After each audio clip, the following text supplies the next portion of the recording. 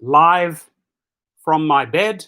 You guys know, had an injury, and I'm setting my studio up downstairs, bringing it upstairs into the bedroom. But for now, it's going to be directly from the bed, and we've got to keep the relentless pressure on Uber and Lyft and these freaking gig companies. And at the same time, I want to say I am bitterly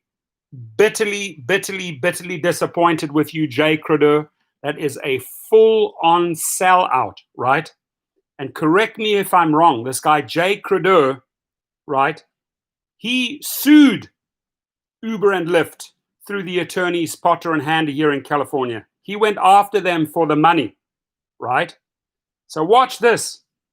And then he comes out and makes a video and says why he's voting yes on 22. So he sues Uber and Lyft and then supports them on yes on 22. I find that so hypocritical. And what I automatically think is, did you strike a deal when you got a payout, right? If they paid you out, did you agree to start promoting? Here's a very powerful channel. You know why? Because he uses Harry. And as far as I know, what sources have told me is that Harry Campbell is no on Proposition 22. I could be wrong, right? Harry and I, you know, we can disagree, we'll agree, but I have 150% respect for Harry when he speaks, right? I do not understand why he does not scrutinize this type of video. I understand Jay makes, no doubt about it, makes really good videos, right? Really good videos. The guy knows his stuff, right? And he's obviously an extension of Harry Campbell, uses him, gets a lot of views, a lot of subscribers. And I understand Jay Credo's value to Harry Campbell. But what I don't understand, Jay, and you got to help me here, brother. Help me understand your frickin' mind, right? You sue Uber and Lyft, right? And then you make a video, yes, on 22. Now understand this, ladies and gentlemen, with yes on 22, right? And this is where the rude awakening comes in November, right? Because we're going to go through the numbers just now, what you're really going to be earning. They tell you, oh, okay, you're going to be earning $13 an hour. You're going to be earning $13 an hour while you're driving, right? While you're actively driving. They're not telling you that you're not getting paid for all your downtime in that hour. So if you're out there for 6 hours, right, you might have an hour downtime. You're going to only get paid for the 5 hours you drive. And when you do the math, it's about $6 per hour. So I'm telling you right now, the biggest lie, right? The biggest lie. And Uber has hired the top lobbyist guns. Lobbyists that work for the government, for companies that try to get things through. Masters of a deception. Listen, I've been following politics since the age of 13. My father advised Ronald Reagan. My father advised Helmut Kohl, the German president. My father advised Gorbachev, was traveling all around the world politics. I got to learn a lot of political leaders. I love politics. I'm very involved in politics. And I do understand how lobbyists work. They hired the top guns, Uber and Lyft. They hired Brandon Castilllo and Tom Hiltachk, right? And these are masters of deceptions. We're going to go into those articles later. But I just want Jay to answer me this. Why did you sue Uber and Lyft and then make a video on yes on 22? Because if yes on 22 gets through in November, at that point, and you want to bring any type of misclassification suit later on in the game, good luck getting your money, right? So if you want to file for misclassification, file before November the 3rd. Because if they get a yes on 22, and somewhere down the line, 1 or 2 years later, you've been making money and you want to get paid for all those misclassified hours, et cetera, you are not going to be able to file that claim. You know why? Because they're going to get what they want, yes on 22. So for a guy who, I've seen the other videos, who sued Uber and Lyft, right, is then pushing yes on 22. Make up your mind. What side are you on? You can't double dip here, bro. Can't double dip. Right? Double dipping is like taking it both ways. Now, I think I probably forgot the most important shout out. a legend, probably one of the most powerful, influential women out there, right? Think of big names, Mahatma, what is the lady's name? Lady Teresa, right? That's a woman figure. But Ruth Bader Ginsburg, rest in peace, sweetheart. Thank you for everything that you have done for women. Thank you for everything that you have done for the LGBT community. Thank you for every hour that you've spent on the Supreme Court. She died yesterday, 87 years old.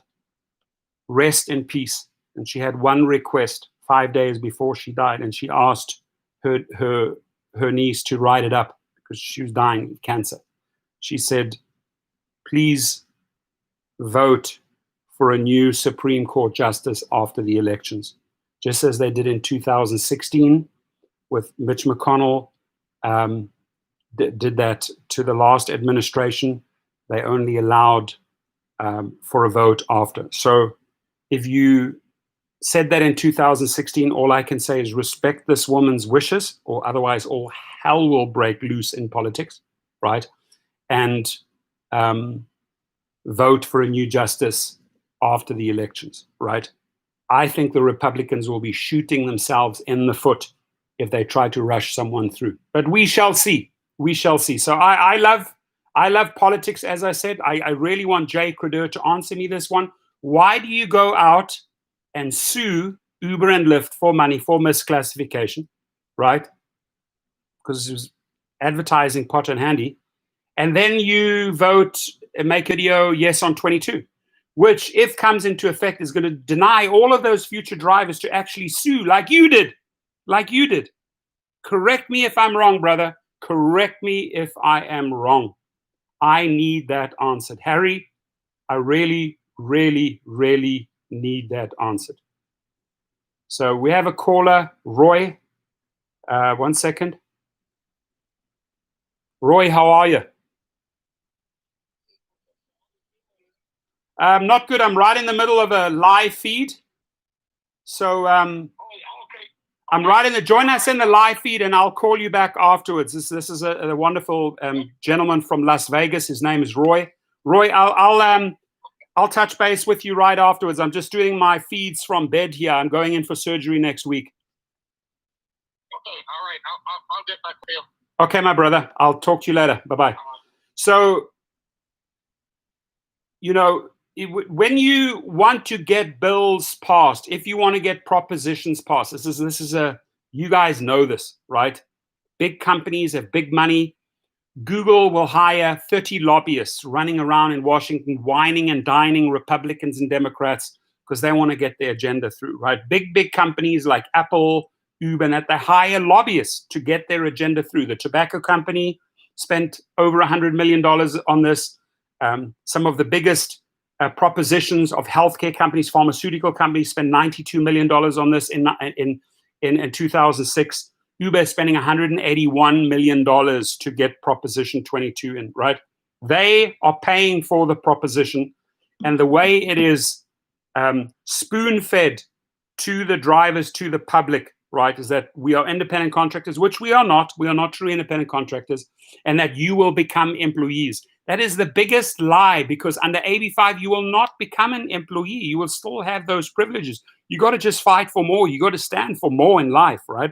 The rude awakening is going to come in November if they get yes on 22 through. Obviously, they hire these masters of deception in the game, right? One of the biggest ones here, Brandon Castilllo and Tom. Let me just show you, right? This guy here. And you can see the top there, government and politics, right? So they hire this guy, Tom Hiltachk, master of deception. Master of deception, right? They hire him as a lobbyist.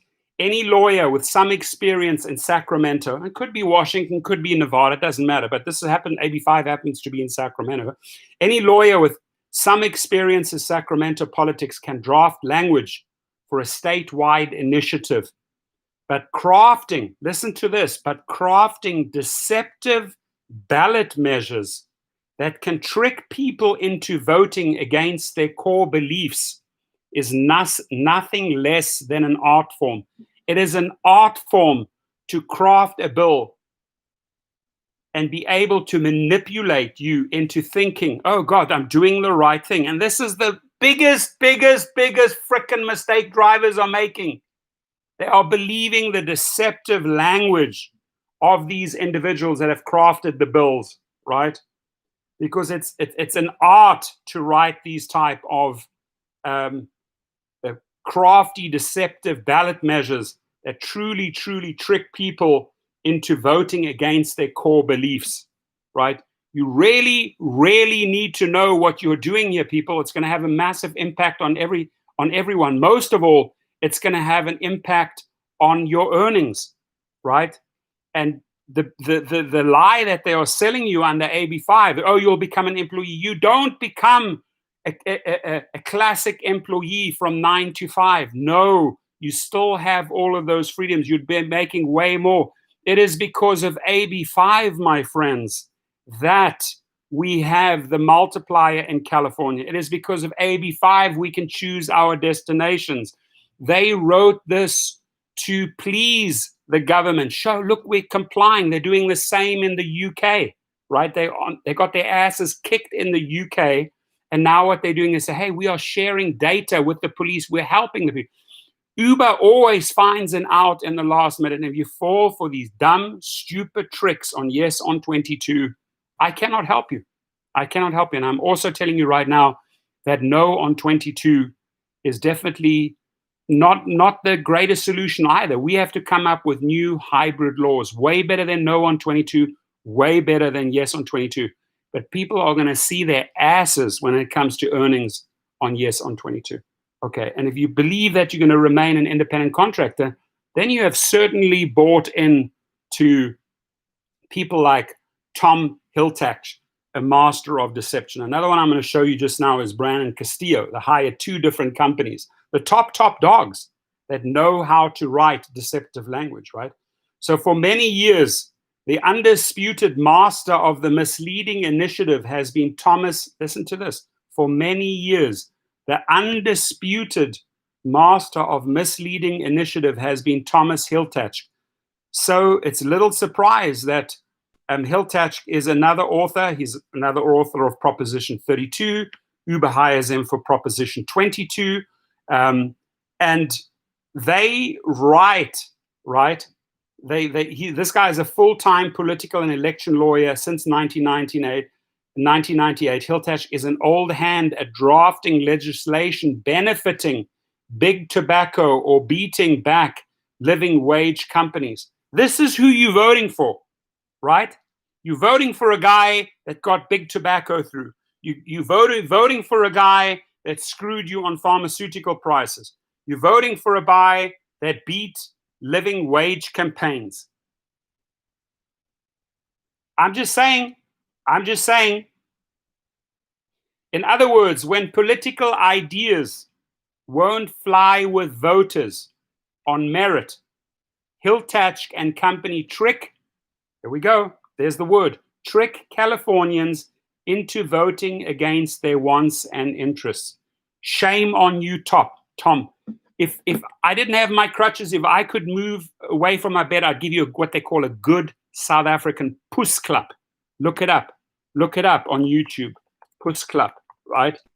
That's what we used to do in rugby when somebody put their boots on our back and grind us, or grinded boots down the side and you started bleeding. You just turn around and you gave them a puss clap. It's not you don't have to hit a guy, you just give them a puss clap and they lose their balance, right? There it is, check it out. So anyways, in other words, when political ideas won't fly with voters on merit, Hiltachk and company trick Californians into voting against their wants and interests and use every legal maneuver possible to keep voters unawares. If recent history is any indication, Hiltachk and his law firm have only one goal, getting whatever through, right? So that's the one dude. The other dude, the other guy, let's Google him. I want to show you what he looks like. So it's always good to know who you're dealing with, right? This guy, Brandon Castilllo. Now, California has a massive, massive Hispanic community. So what do? They bring in a white dude to appeal to that group. They bring in a Hispanic gentleman to, I'm not going to call him gentleman. I mean, I know what a true Hispanic gentleman is. I know what a true Hispanic citizen is. This here is just trash selling us out, right? What company do you work for? Bicker, Castillo, and Fairbanks. I'll put the links underneath. You can email this fool, right? You can email him, right? The more we get under their skin, the better. We got to battle. And ladies and gentlemen, I'm only getting my power back, right? Next week I go in for surgery. And when I've got those pins, those plates, and everything in my feet, I'm going to go into frickin' battle mode, Viking mode, the last 30 days, right? Because we're up against Goliath. But I do believe in that David and Goliath story. I really, really do. I believe that $181 million can be pissed into the wind, right? And it'll mean nothing. We just have to fight the core values here. That's what I stand for. Now, I've been passionate about politics since a little child. Like Ryan, my son's age, right? You know Ryan, right? At that age, I would travel around with my dad. I would be at embassies. I would be at political gatherings. I would be here. I'd be listening from a little. I was so curious what's going on. Didn't understand politics, but I was curious. Who are all these people? Who are all these faces? Who are all these politicians, right? And when you grow up with a father like that, my father wrote 14 books, right? My father wrote a personal autobiography for the Russian president, Gorbachev, probably the one decent Russian president in the history, right? Not like this guy right now that's running the country. But Gorbachev and Reagan helped bring down the Berlin Wall, right? They helped bring down communism. If it wasn't for Ronald Reagan, if it wasn't for Gorbachev, we would communism would still be around. So these, this is what my father preached every day, wrote about every day, and I grew up in politics. That's why I went up to Sacramento. That's why I went and visited some of these key influential people, right, who are involved in this, to understand every facet. What are we dealing with, right? Because this is a hobby of mine. I have other businesses that pay way, way better than this, way better, make way, way more money than this, right? This is my hobby. My passion is to protect drivers. My passion is to fight for drivers, right? Because it is so rewarding. It is so rewarding, ladies and gentlemen, right? When you hear the stories, how you can help people, how you can change people's lives around, how you can help an individual who's 60 who wanted to commit suicide say, listen, let me show you how to make some money. Let me get you back into the game. Let me show you, you need to socialize. You need to meet people. He'd given up, right? So transforming this channel into something so powerful, building up meaning relationships like with Abstract Echo, Jimmy, it's Moose, Mr. G, right? 1988, Blue Dog, Romeo Bukala, all of these individuals, right? It's like you're fighting for a cause. You don't have to believe me on no on 22. I will listen to you if you are yes on 22. But understand one thing, if you're a company and you're paying $181 million to buy masters of deception, to buy lobbyists, they have their interests in mind, not your interests in mind. So it's in the deceptive language, right, that they are able to trick our core beliefs. And they do it very, very well with this yes on 22. They make you believe that you are going to become an employee working 9 to 5. That's the biggest lie. Now, let's set another massive, massive, massive thing straight here, right? Massive thing straight. This has got to be said. And we got to really talk about the facts when it comes to the earnings, because I believe in November, if they get their yes on 22, Californians are going to be in for such a rude awakening when it comes to their earnings, right? We got to, so I'm going to post this as well, right? So the claim is Proposition 22 would guarantee drivers, please listen carefully and spread the word, right? Because you've got to break in with every business, with every number that you have in that app that you open up, you're getting paid this per mile, you're getting paid this on the 2x, blah, blah, blah. I wonder if there's another earthquake happening right now. Hello? Who's at the door? Huh. Strange.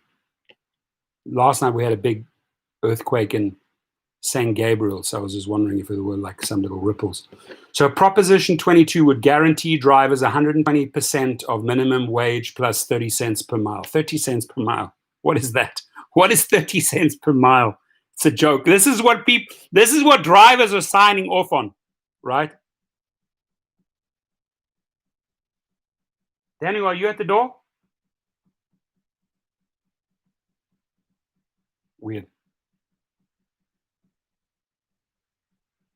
Hello? Danu?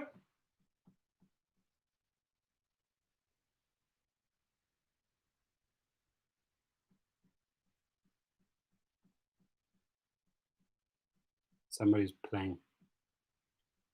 So the fact check, the reality is drivers would only be paid. You've got to read this in the fine language. This is their Proposition 22 is 25 pages long, right? Got to read the fine print, my brothers and sisters, right? Regardless where you are, yes or no, you got to read all the details.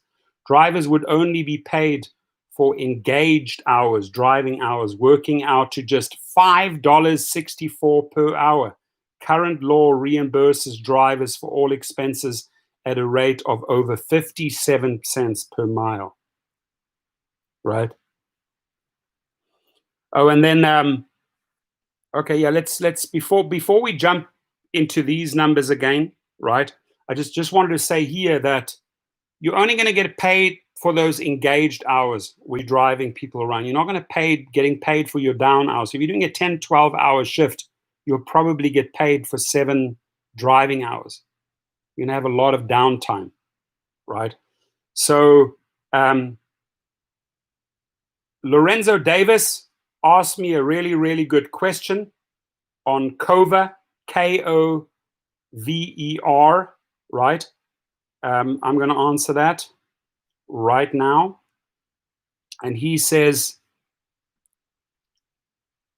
hey, Professor, when you have time, can you explain Kover for drivers? So let me make it very, very simple. Firstly, I'm going to put the link underneath because you can get a free month and you can cancel, right? You can try it out. Get in there, play around with the dashboard.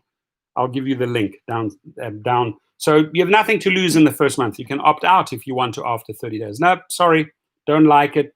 Forget about it, right? That's the cool thing. That makes people feel at ease. So what every driver, these are really 3 things, and I should make a video about this. These are really 3 things that every driver should have, right? Never save on a good health insurance. Never. The day might come. I can tell you. I'm a non-walking example of this right now, right? You want to make sure you have a good insurance in place, right? Which I do, so that all of these things are covered, these crazy things that can go wrong, right? Hospitalization costs, ambulance costs, x-rays, orthopedic surgeons, blah, blah. You never know. Your life can change like that in one accident. So every driver needs a good auto insurance. You guys have your auto insurance, probably have a maybe a statewide or some sort of good rideshare insurance through Mercury or whoever it may be. Maybe Geico offers one. If you're a private driver, obviously you're going to have a commercial insurance, way, way more expensive. You need a good insurance. you're a private driver, limo driver, you have a good commercial insurance. If you are a driver, a regular driver, you have a good driver insurance. You're just driving with your regular insurance. You want to make sure you actually have a rideshare insurance, right? Which is a step up from your just regular insurance. Because if the insurance company finds out, you get blacklisted, they'll kick you out, right? If they find out it happened on the Uber and Lyft clock, you get into a lot of trouble. You don't need that. So you have a good auto insurance, you have a good medical insurance, and then this is not an insurance, this is a protection plan, a gig worker protection plan, right? Are you working for Shipt, Amazon Flex, Grubhub, Postmates, Uber, Lyft, Uber Eats, doesn't matter. Covers that whole spectrum of gig workers. When things go wrong, let's talk about things that can go wrong, right? And I'm going to get back to the subject matter right away.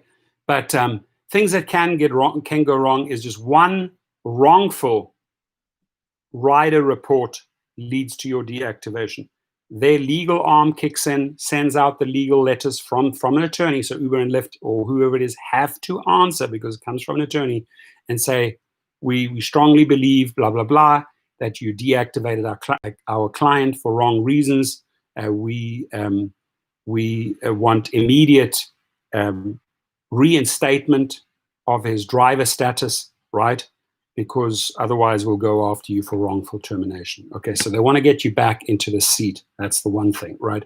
If you have an accident, now I didn't have a car accident, thank God, but let's say I had a car accident, I totaled my car, so he smashes into the back of you.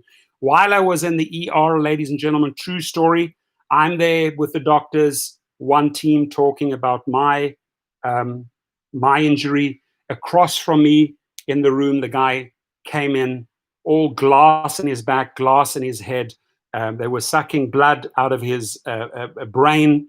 A truck had hit him on the 101 as he came out of the exit. That guy will be in hospital for quite a while. Had that been an Uber and Lyft driver, yes, and you're hospitalized, COVA would have kicked in and covered 80% of that of your earnings while you're in hospitalization.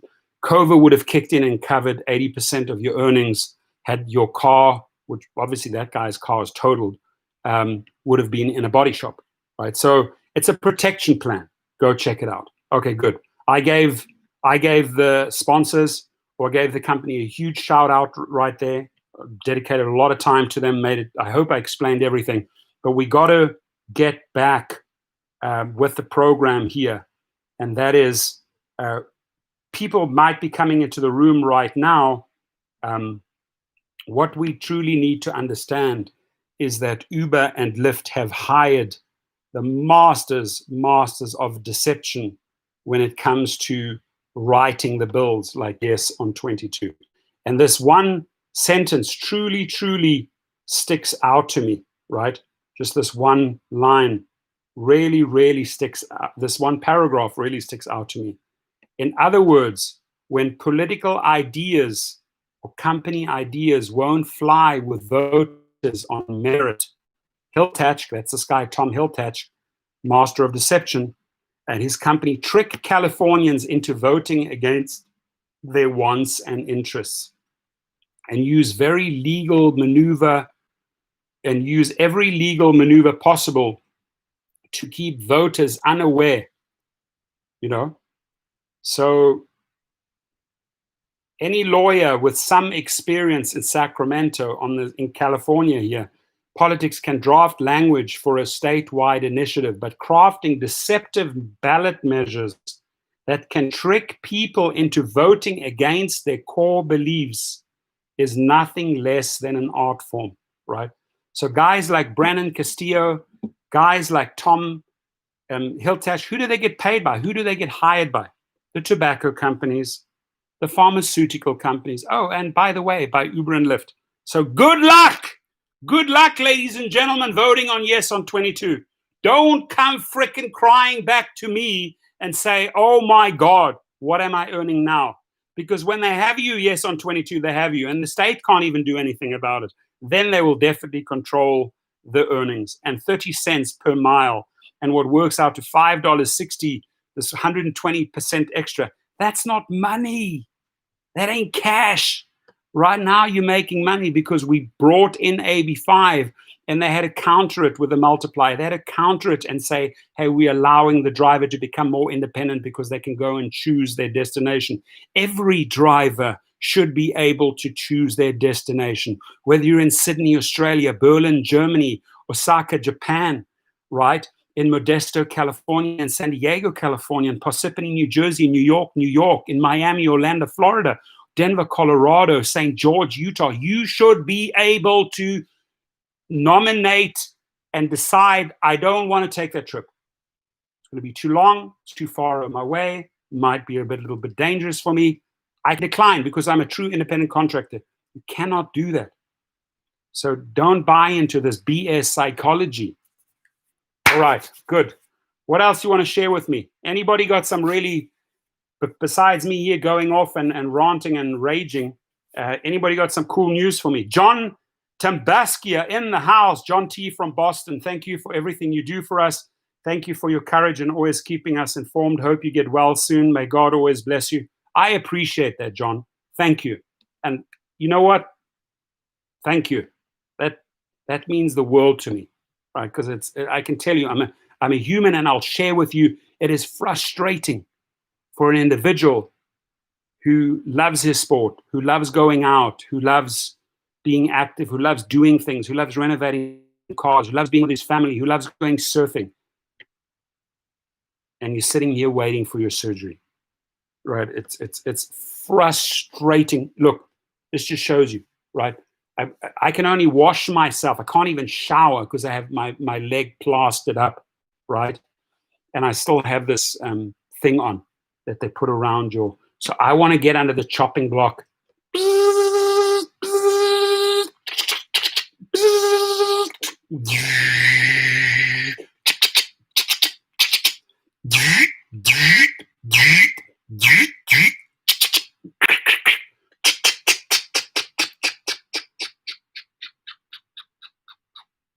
Fix me up, Buttercup. Woohoo! Jared Kamel is in the house. They injected you with something. They injected me with energy, right? I'll share some of that energy with you. Dude, let's not be paranoid, right? Only guy that got injected with someone was that poor guy that got injected with uranium, that Novonotsky, that poor guy that went up against the Russian president, right? Got rushed off to Germany for his to be kept alive because they found out that on his way out they had put on his water bottle, they had put an agent on top, right? And they're very well known for poisoning many people that don't follow the government's orders, right? We know who that character is. Don't even want to give him a shout out. No, I'm looking. It's wrapped up in a cast, and then I will get a boot at some later stage. So right now it more or less, looks like that. Right, and that should give you a pretty good idea. And what's underneath that is not really good. That's the bone sticking out the one side of the leg, and then that's the bone sticking out the other side of the leg. So I broke it in 3 places: foot, leg, and ankle. Not pretty. Lewis Houtron in the house. Sounds very much like Louis Hamilton. Louis Houtron. You know who Louis Hamilton is? Famous F1 driver, Formula 1 driver. Louis Houtron. Hello, IQ boy. You can stick that boot up Dara's. Yeah, I will literally stick this cast up Dara's ass when I'm finished with it. Right? I will mail it to him. The broken cast. Once this cast is off, I will send it FedEx to Uber and Lyft headquarters, and they shove this cast up your ass. Trust me, I'll do it. We'll do that. IQ boy, I'll do that for you. We'll what's that going to cost? It's going to cost $35 FedEx to Uber. 35. I'm going to cut the cost in half. I'm going to dedicate half of the cost to Dara and half of the cost to Logan Green and John Zimmer, and say, go shove it where it fits best, right? We'll give them a kick. But it hasn't been pretty, my friends. It hasn't been pretty. No bueno. no fun. For me, this is what I regard fun, right? Getting out there in nature, hanging out with my lady. 8 p.m. tonight, funny comments, password 1234. I like that. What's that? The password for what? The password to get what? Into Buckingham Castle, the password to break into the Pentagon, the password to infiltrate the data at Uber headquarters. What is that password? 1234.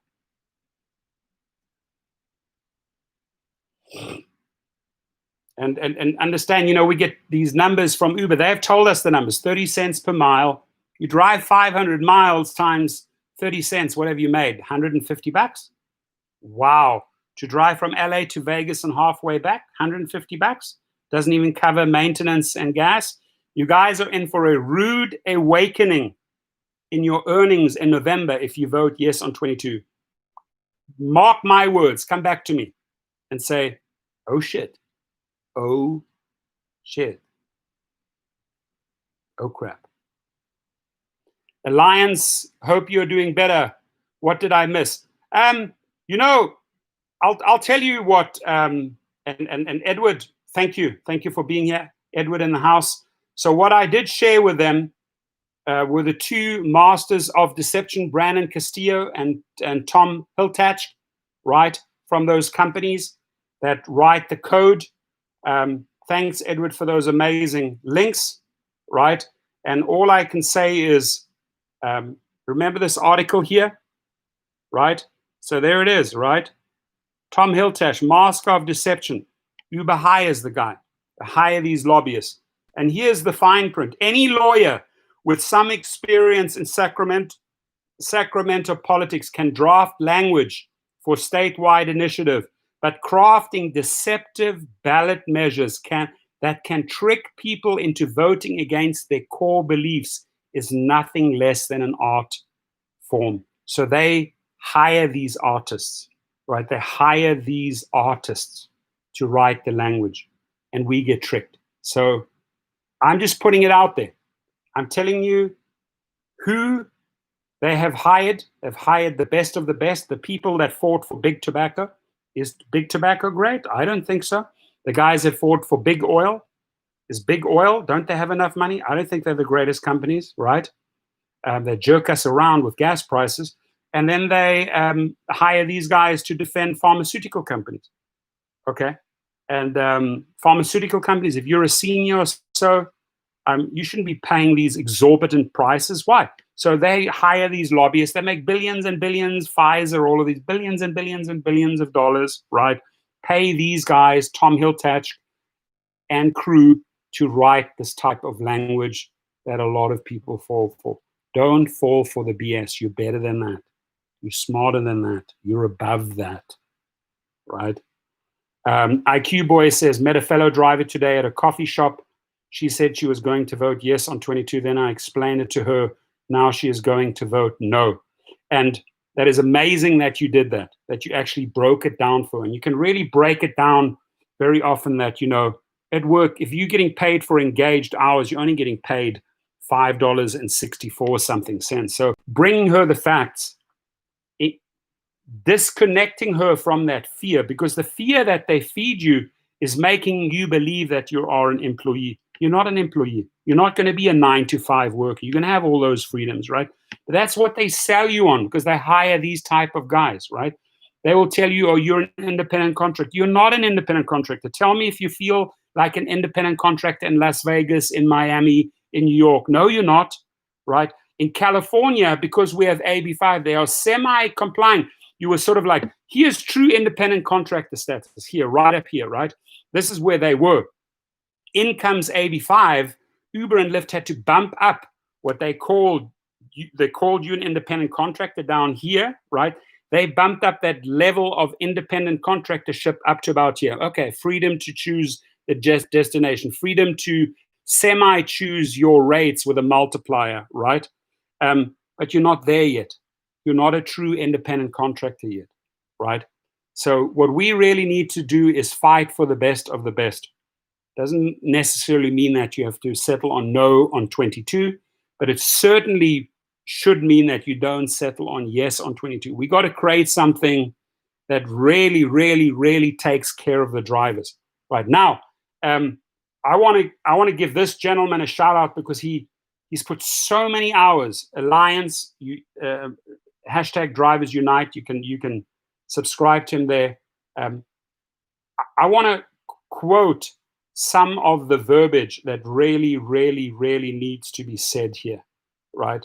This is just so important that you really need to take a closer look, right, at the real story behind California's Proposition 22.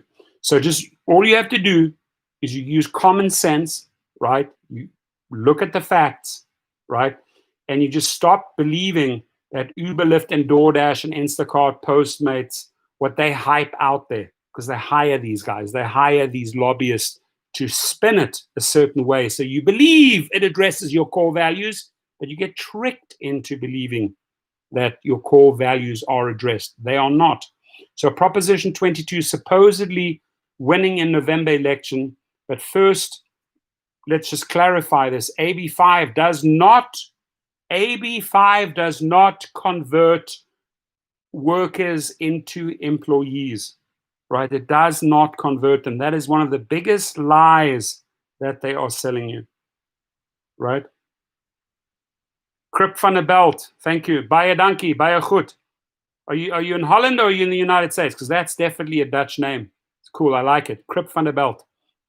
So, AB5 does not convert workers into employees. The hiring entity, Uber and Lyft, determine the business model and what type of workers they will hire. Independent contractor or employees or both.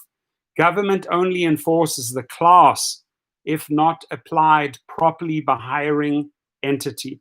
Presently in the case, calling workers independent contractors but controlling them as if they were employees, which allows the hiring entity to abuse workers with no consequences and to pocket the requirement payment of workers' safety net employment taxes, a 33% savings as profit, while other businesses must pay this. Other California businesses have to pay this, but Uber and Lyft believe they are special and don't have to pay that. And you, the taxpayer in California, you bail Uber and Lyft out. Why? Because they did not pay over $500 million into the state unemployment fund. You are bailing them out. And at this point, I asked Jay Crudeur the same question I asked you in the beginning of the video. Jay Crudeur made a video, yes, on 22. Jay Crudeur, correct me if I'm wrong. You make the videos for Harry, right? I respect Harry. I'll never say anything bad about Harry. Never, ever, right? I like the guy. He means the world to me on many levels and also personal levels, right? But Jay Crudeur, I have a question for you. You say yes on 22. Why did you go out and sue Uber and Lyft? Because they were misclassifying you. Isn't that the biggest hypocritical move I've ever heard of? Like, are we not moving in double standards here? You're suing Uber and Lyft over misclassification. You made videos. Yet you say yes on 22. So they should misclassify drivers. You're suing them for that, but you're supporting that they misclassify them. That to me is the definition of the truest, biggest hypocrite I have ever come across. And I want an answer from you. I'm calling you out. But I'm not putting you down. I like your videos. I like how you explain things. I love your energy. You're a cool guy. I'm not dissing you as a human individual, right? In fact, I'm grateful that you're out there sharing this information. Just at this juncture, I'm asking you, I suddenly see this video out of the blue. I'm like, wow, Jay Crudeur actually was suing them through Pot and Handy, right, for misclassification, but is then making a video supporting yes on 22. Jesus Christ, help me if I'm wrong, brother. Help me. Help me understand what's happening inside your brain. As far as I know, Harry, the rideshare guy, from what I've heard from multiple sources, is no on 22. And you're on his channel saying yes on 22. Now, understand that if you get the yes on 22, all of those future drivers after November can't bring their misclassification cases, right? So what's good for the goose is not good for the gander. What is good for you as the goose, the other drivers cannot go after in November. dude, that's to me sounds like the biggest freaking hypocrite I've ever come across. And I will put on the verbal gloves and go it with you any time. I'm asking you why, right? And again, I'm not fighting here with people yes on 22 or no 22. I see Payman Ali in the house. How's the leg? Thank you for asking, brother. It's not good. I'm just patiently waiting on surgery. My foot is just being held together by a cast. It's all broken up, multiple bones broken at the bottom in the leg, the ankle, and the foot. And every time I move, it's just a crunching, awful, terrible sound, and it's painful. So the easiest for me is to lie in bed and to keep it up like this, right? But not to take away from that, and love you for asking that. I appreciate you, brother. I just want to get back out there, Payman. Can you imagine you? I mean, I can't even move out of this bedroom. I have 3 flights of stairs. This is a 3-level house. I can't even get down to the 2nd or 3rd level. I constantly have wife coming up or kids coming up helping me. It is so frustrating for someone who likes to go at 180 miles an hour, right? Now, so simple solution, make workers real independent contractors. Make them real. Make every driver in the United States and abroad, make them real independent contractors. Not say that they're independent contractors. Make them real independent contractors, right? Setting their own rates, terms, and conditions. Let's just sum this up. I want Payman Ali to be able to set his own rates, his own terms, and his own conditions, and be a true independent contractor. I want Louis Houtron to be a true independent contractor who can set his own rates, his own terms, and his own conditions. I want every driver in California, when November rolls around and there's a verdict, I want every one of them to be able to become a true independent contractor that can set their own rates, their own terms and conditions. And wherever you drive, wherever Crip van der Belt drives, wherever IQ Boy drives, wherever Abstract Echo drives, you should be able to set your own rates, terms, and conditions, period. No double standards here. What's California, one rule, Nevada next door, another rule, New Mexico next door, another rule. No.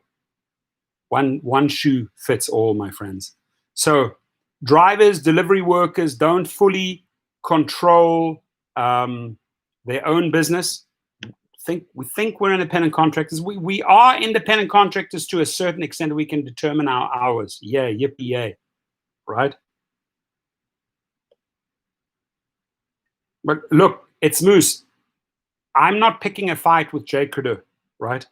I actually think he's a real cool guy. I like the way he does his videos.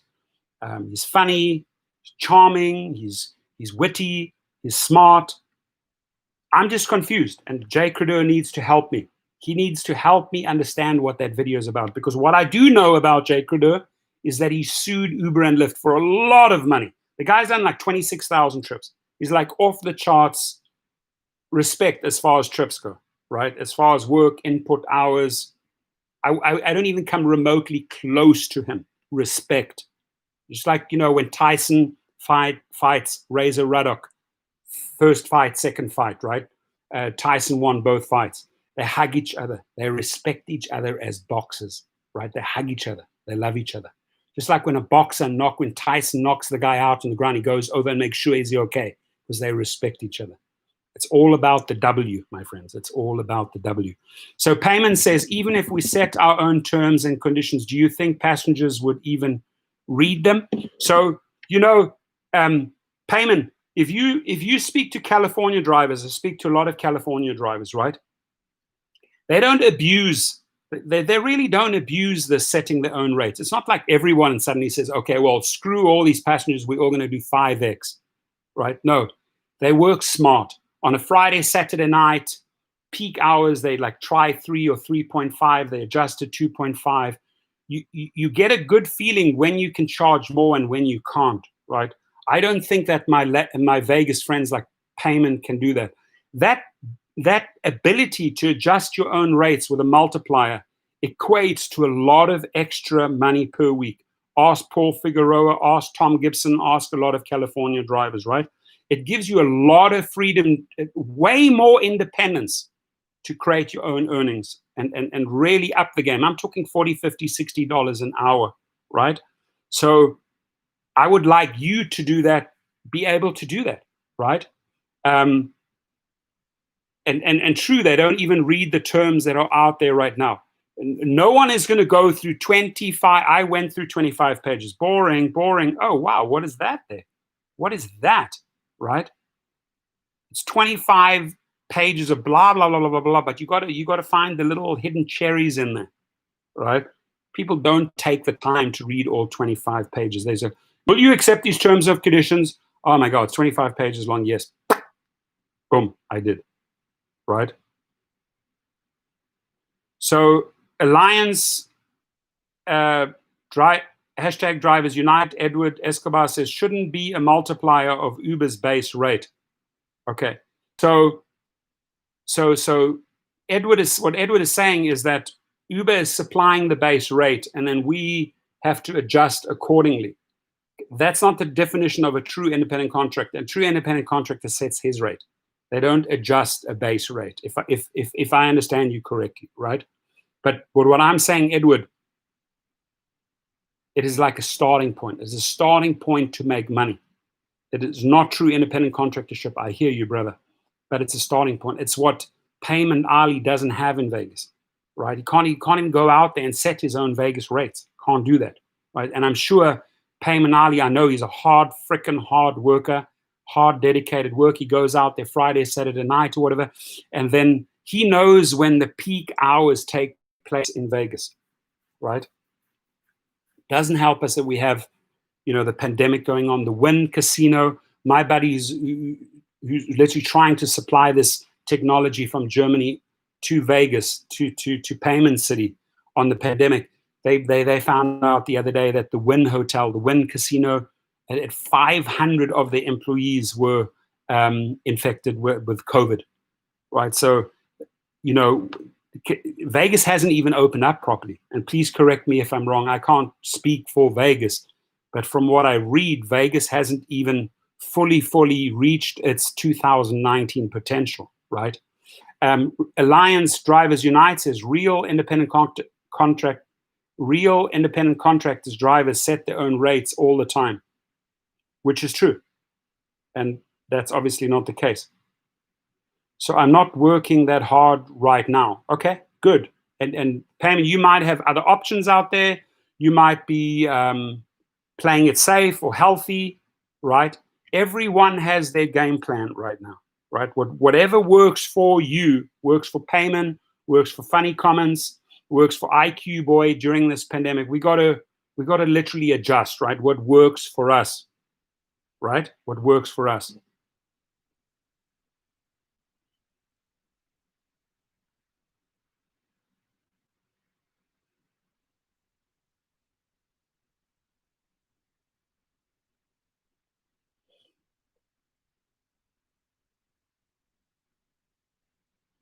So, and I did this video the other day, but like the California taxpayers, right?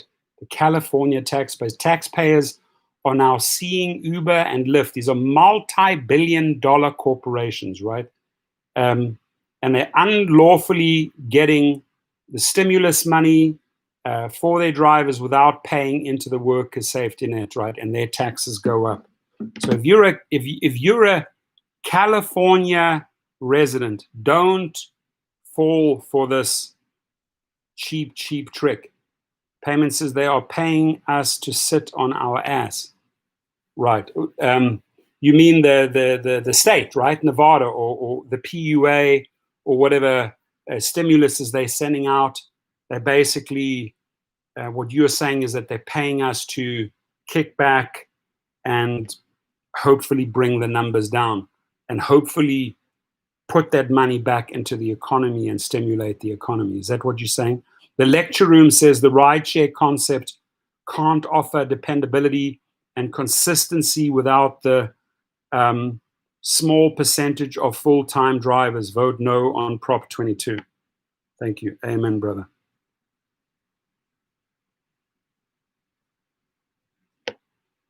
All right, we're coming up to the 1 hour mark. I just want to get back out there, guys. I'm just dying to get back out there. And it is hellish frustrating. Very, very frustrating. I read a funny article I got to share with you. I read a funny article about, you know Travis Kalanick, right? Does anybody know what Travis Kalanick is up to now? Edward knows what he's up to now. It's called Cloud Kitchens, right? And did you read that article, right, Edward? That article, how one of the reasons why Travis Kalanick's new business is really not taking off, and it should be flying. He should be rolling in money with this business model during the pandemic, right? And that is these remote kitchens that would make food. Wonderful idea, right? And then get it out into the communities, cloud kitchens. But here's the funniest thing. So Travis Kalanick goes out and buys buildings, warehouses that are supposed to be these cloud kitchens, right? To prepare food. He buys 70 of them, 70, spends a lot of money. And it turns out that only about 10 buildings are usable. So you put like 60 are just trash. Don't even health codes, blah, blah, blah, just trashy buildings. So guess what he spent for those 60, because he's probably gonna have difficulties selling those 60 buildings. But cloud kitchens is hitting a lot of snags. It's in a lot of starting trouble, and that's not what you want. Now the guy's got his $5.5 billion, okay, and the idea is novel, idea is smart because of the pandemic, but to go out and not know what you're doing in real estate, and you go out and buy 70 buildings, of which 60 are not usable, who did you hire, dude? Who did you hire? Or did you think that you were the guru when it came to shopping around for warehouses and commercial buildings? Because whatever you did there was not a smart idea. So Payman, see, this is good feedback that we get from Las Vegas. He says the casinos and bars are struggling still, but people are coming anyway. Okay, so but I mean, when you say people are coming anyway, are you like saying, okay, 40% of the people are coming back, 30% of the people coming back, it's back to 80%? What do you think? We got Rick Nelson in the house. We got Jason Ferris in the house. I can't flash the guy. I don't have my mobile toilet with me, unless depends where I set up next week. I just want to get the surgery. Bring me under the chopping block, put the screws in, fix me up, buttercup, and then I'll decide if I'm going to set up the studio downstairs. Right now, I'm literally lying in my bed, head supported here, as you can see. It's not the most attractive picture. It's not the most attractive frame. But for me, just to be able to communicate with the people, to be able to keep the story going is important, right? I don't just lie there all day long or feel sorry for myself. No, be productive. Why not communicate and have fun with your people? So Alliance says, cloud kitchens, you just cook and we handle the rest. Yeah, Payman Ali, there he is. He's in Vegas. So I was just wondering, Payman, when you say people are coming back to Vegas, which is good, at what percentage? At what percentage do you think they're coming back? Rick Nelson says, Uber and Lyft wrote 22 to benefit only Uber and Lyft, not the drivers. They have always put business ahead of drivers. I know, 6 years Uber, 27 years in delivery business. Yeah, you're talking to a veteran who knows his game, right? And I don't know if those people, and even the veterans like Rick Nelson, want to go in November and you're driving around for 30 cents a mile, and then they say, oh, you're going to get the California minimum wage of $13 only for the hours you drive. What they don't tell you is you're not getting paid for your downtime.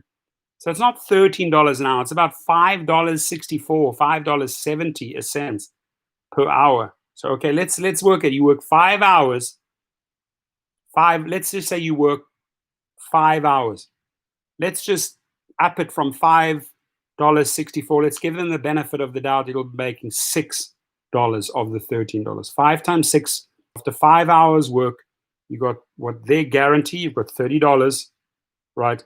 Plus all those miles that you drove in the 5 hours multiplied by 30 cents. You call that money? You call that money? I don't know, payment. Would you drive around for that in Vegas? Honestly, would you drive around for knowing that you'd only get paid for the drive time when you have a passenger in there or driving to the passenger, right? And you're doing a 5-6 hour shift, calculating your downtime, calculating the time that you're sitting waiting, putting in a full shift, maybe making through their guarantee, maybe like $6 per hour. Call it at the max $7 an hour. $7 an hour. Work $5. Let's not think conservative. Let's give them the benefit of the doubt. $35 guaranteed, 5 hours, 5 times 7, and that's really, really going high because they say it's about $5.64 per hour. Right? And then all those miles that you drive in 5 hours multiplied by 30 cents. That's not money. It's not cash. I'm sorry. You drove 250 miles, made $70 plus the other $35, made $110 in 5 hours. It's about $20 an hour. And I ask you, it's very realistic, and I'm using maximums. I'm not using conservative numbers. So making $100 to $110 in 5 hours, right? Averaging about $20 an hour. Do you call that money? Now you have to calculate in gas. Now you have to calculate in wear and tear, all the costs, insurance, monthly payments, blah, blah, blah, blah, blah, blah. Do you call that money? I don't call that money.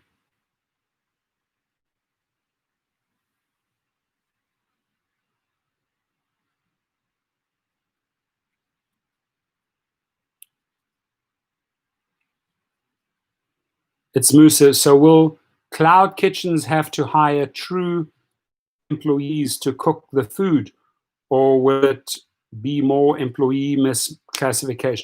My guess is that they're going to have to hire cooks and chefs, right? I mean, how are they going to produce the end product, right? So cooks and chefs, they work on shifts, on salaries, part-time workers.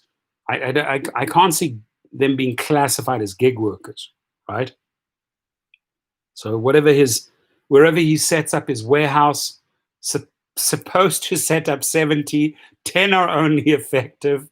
I mean, God, I laughed at that so loud. I mean, here's the guy who makes $5.5 billion, sells his company before the pandemic or when the pandemic starts cloud kitchens, buys 70 properties, of which 10 are only effective. The others are in such bad shape and run down. I'm making this shit up, dude. I'm not making this shit up. I've got to read this to you. So this should be Travis's Kalanicks moment. Right? So funny. The Uber co-founder not only sold out of Uber ahead of the pandemic that has created that company's ride-hailing business, but switched his money and energy to a real estate startup that leases space to restaurants for meal preparation. So he bought real estate that leases space to restaurants for meal preparation. The firm Cloud Kitchens is well positioned to benefit from the pandemic lockdowns. And I agree on that one. Its tenants serve the fast-growing online food delivery market, which has gotten a big boost from stay-at-home advantage of the crisis, at least in the United States. Certain properties it has bought have turned out to be in worse shape than anticipated, making some of them unusable and sharply raising the costs of renovating others, say people with knowledge of the problems. Meanwhile, some key managers have quit, including one of Kalanicks' longtime former colleagues at Uber, Matt Atkin, who for the last 2 years was responsible for launching Cloud Kitchen's business in new markets. While Cloud Kitchens has bought at least 70 US properties, only about 10 appear to be functioning or usable.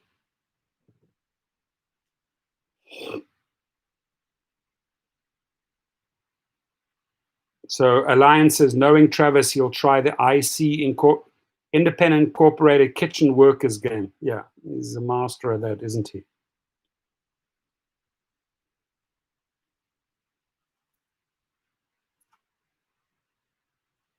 And do you want to share, Edward? Do you want to share a little bit about this? This is in Dallas. Is that right? Existential protections for essential workers. This looks like it's in Dallas on Saturday, 9/19 today, right? So is that passed already? Have we passed that time? Yep, it's past that. Sorry, I apologize. Got to send me these things before, not last minute. Sorry. I'm thinking this is next week already. Yeah, please send me the stuff earlier, not like hours before or a day before. Please send me this type of stuff a week before, because I don't look at all the messages, especially in the state that I'm in right now, right? The biggest challenge here is to get from the bed to the restroom and back. It's so beyond painful, I cannot even explain it to you. So just sitting here is some sort of relief, allows you to talk, right? But that already happened today. Damn, we missed that.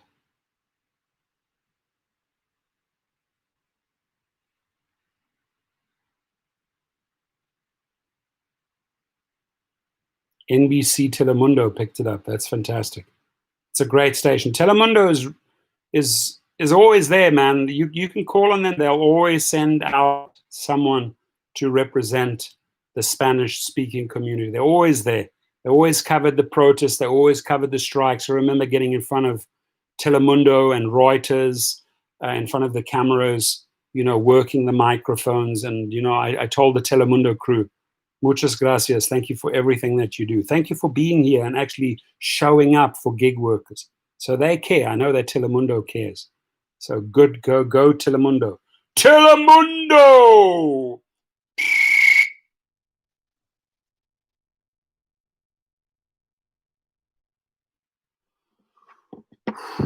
Okay, I'm going on super low energy. It's not Coke. This is water mixed with minerals. Fulvic minerals and mineral complex. Stop sugar. Every possibility of sugar I've stopped. Stopped coffee.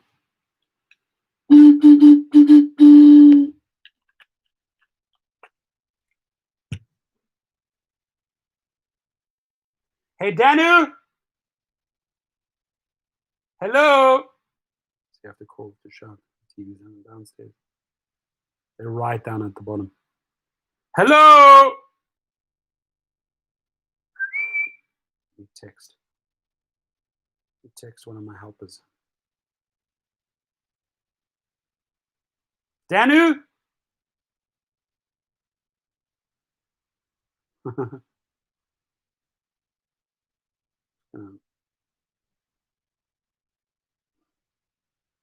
My wife's downstairs. Sorry, guys.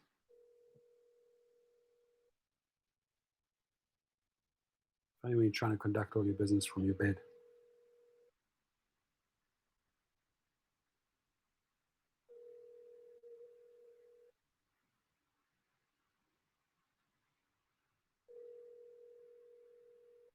County bought the monorail. Wow, how's that going to affect the game, Payment? Is it better for you, or how's that going? Your call has been forwarded to an automated voice messaging system. Your call has been forwarded to an automatic voice message mail system. think it was a smart move on their part. It's not going to affect the drivers though, right? Or will it? Okay. Danu? It's not Danu, it's your wife. It's your wife. I've been calling. I've been calling for backup support. Why didn't you call me? I did. I called you. It's okay. I'm doing a live feed. So it's all good. Oh, geez, she says. No, my question was, I'm expecting some Amazon delivery. If you can check the front door. There's some electronics that I ordered. I was just making you some more food. Thank you, dear. What a cool wife I have, right? See? She's doing everything. She's like the nurse. She's the wife. She's the this. She's the that. She's the pharmaceutical dispenser. She's the. I know when you're not feeling good, you get loopy. You're like, how many pills did I take? Yeah, excuse me, how many pills did I take, Laura? Yeah. They probably got a good price because they were going bankrupt. So they probably picked it up cents on the dollar. Oh, interesting. But I wouldn't be surprised if they sort of integrate that monorail into some app so people that need transportation can order it through the app, right? I like it. It'll be good if they can extend it to the airport and the new stadium. Yeah, maybe they can put, state monies into that and then just build out the infrastructure and make it profitable. That my friend sounds promising, by the way. That sounds like a pretty promising development there because it was just not happening for that monorail, right? So they are going to compete with the Tesla tunnel. Interesting. I just heard that the Tesla 3, listen, and this is from Automobile Insiders, the Tesla 3 is selling like hotcakes. It's freaking out the competitors, freaking them out. My wife is very high up, senior in BMW, and they get all the numbers, whether it's Mercedes, VW, BMW, they know all the numbers, and they said that Tesla is killing it with that Tesla 3. The electric battery.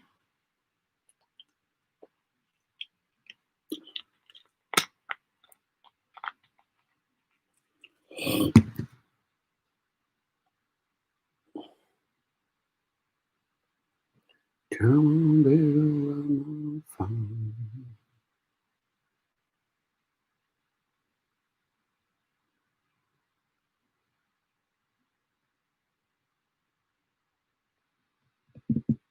What's up, everyone? Nifty 50 life in the house. We welcome you. Good. Happy weekend, my friend. Hope you, the family, everyone staying safe. Same to everyone else in the stream right now. Hopefully you guys are doing well. And the topic that I chose, being very passionate about politics, very, very passionate. Obviously, it's like it's a topic we don't discuss, right? It's a topic we don't discuss in the car. We don't talk sex, we don't talk politics, we don't talk religion, period, right? Good topics to stay away from in our business. But I'm very passionate about politics since a teenager. Right? My father advised several heads of state, several presidents, flew all around the world, wrote 14 books, political books. Grew up as a kid around a political advisor, international relations, right? Not just US relations, but international relations. Now, knowing the game or understanding the game, there are people called lobbyists. Lobbyists fit in there. For example, Google hires 30 full-time lobbyists, must cost an arm and a leg. 30 full-time lobbyists that run around in Washington, D.C., whining and dining politicians, senators, congressmen, blah, blah, blah, blah. That's how they play the game. They play the game like that, right? And when you are able to find, or you're trying to push a proposition through, like yes on 22, right? Uber and Lyft have to find the people, and Edward can speak a lot about this, right? But they have to find the right people to craft or draft that type of legislation And this is what fascinates me the most here. This is what's just incredible, right? So they hire people like Brandon Castilllo, maybe to deal more with the Hispanic market, and then they hire guys like this, who's defended big tobacco, who's defended the pharmaceutical companies. They hire this guy, Tom Hiltachk. They call him the master of deception. And you only have to read sort of the first two paragraphs to understand what the story is about, or who Uber and Lyft is hiring here, right? Any lawyer with some experience in Sacramento politics can draft language for a statewide initiative, right? Any lawyer can do that. But crafting deceptive ballot measures that can trick people into voting against their core beliefs is nothing less than an art form. So they hire the best and the best. They can actually trick people into voting against their core beliefs. It's how they word it. And that's why you got to really carefully read the whole Yes on 22, which this guy is a huge part of, right? Another thing that really, really struck me here, right? That really, really stood out in this article. In other words, when political ideas or when company ideas won't fly with voters on merit, Hiltachk and company trick Californians into voting against their wants and interests and use every legal maneuver possible to keep voters unawares. Right? So, and then the other true master of deception is this dude here. Look at him. This guy works on so many initiatives that companies want to get through. Looks a little bit like that. That's Brandon Castilllo. We look him up. Let's look the guy up.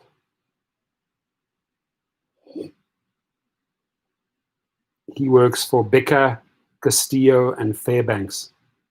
Brandon Castilllo. And this is really more or less the guy that manipulates the Hispanic market.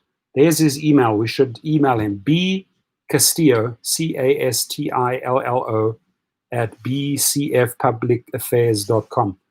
Ooh, did I get parcels? No. Nothing yet? Oh. Thought I got Amazon.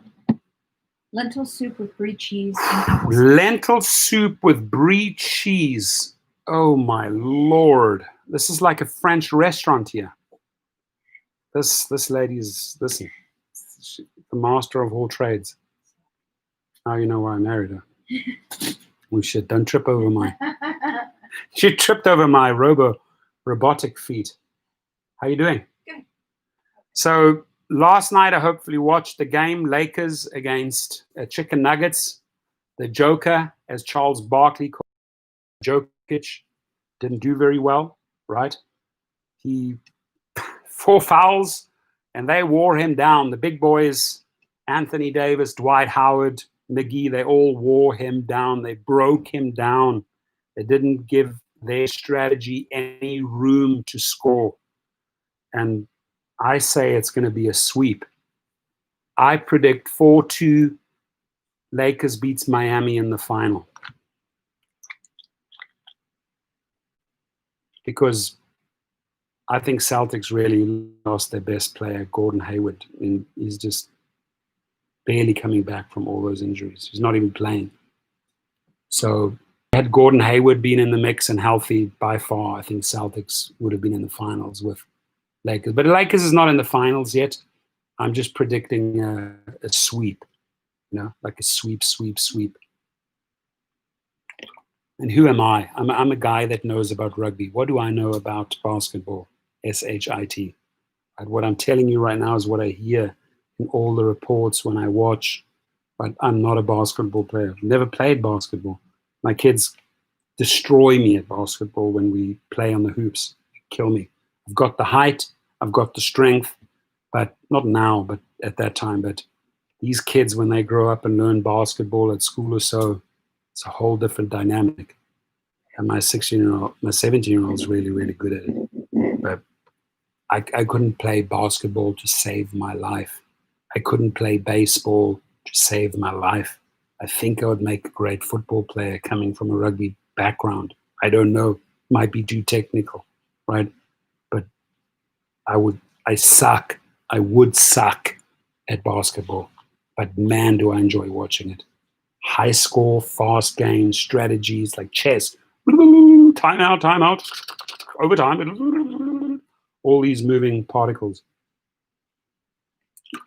I love rugby, Jimmy. I cannot even tell you I was so passionate about it. I wasn't the biggest guy, but I would tackle. You know, when they tackle, I was ferocious tackler.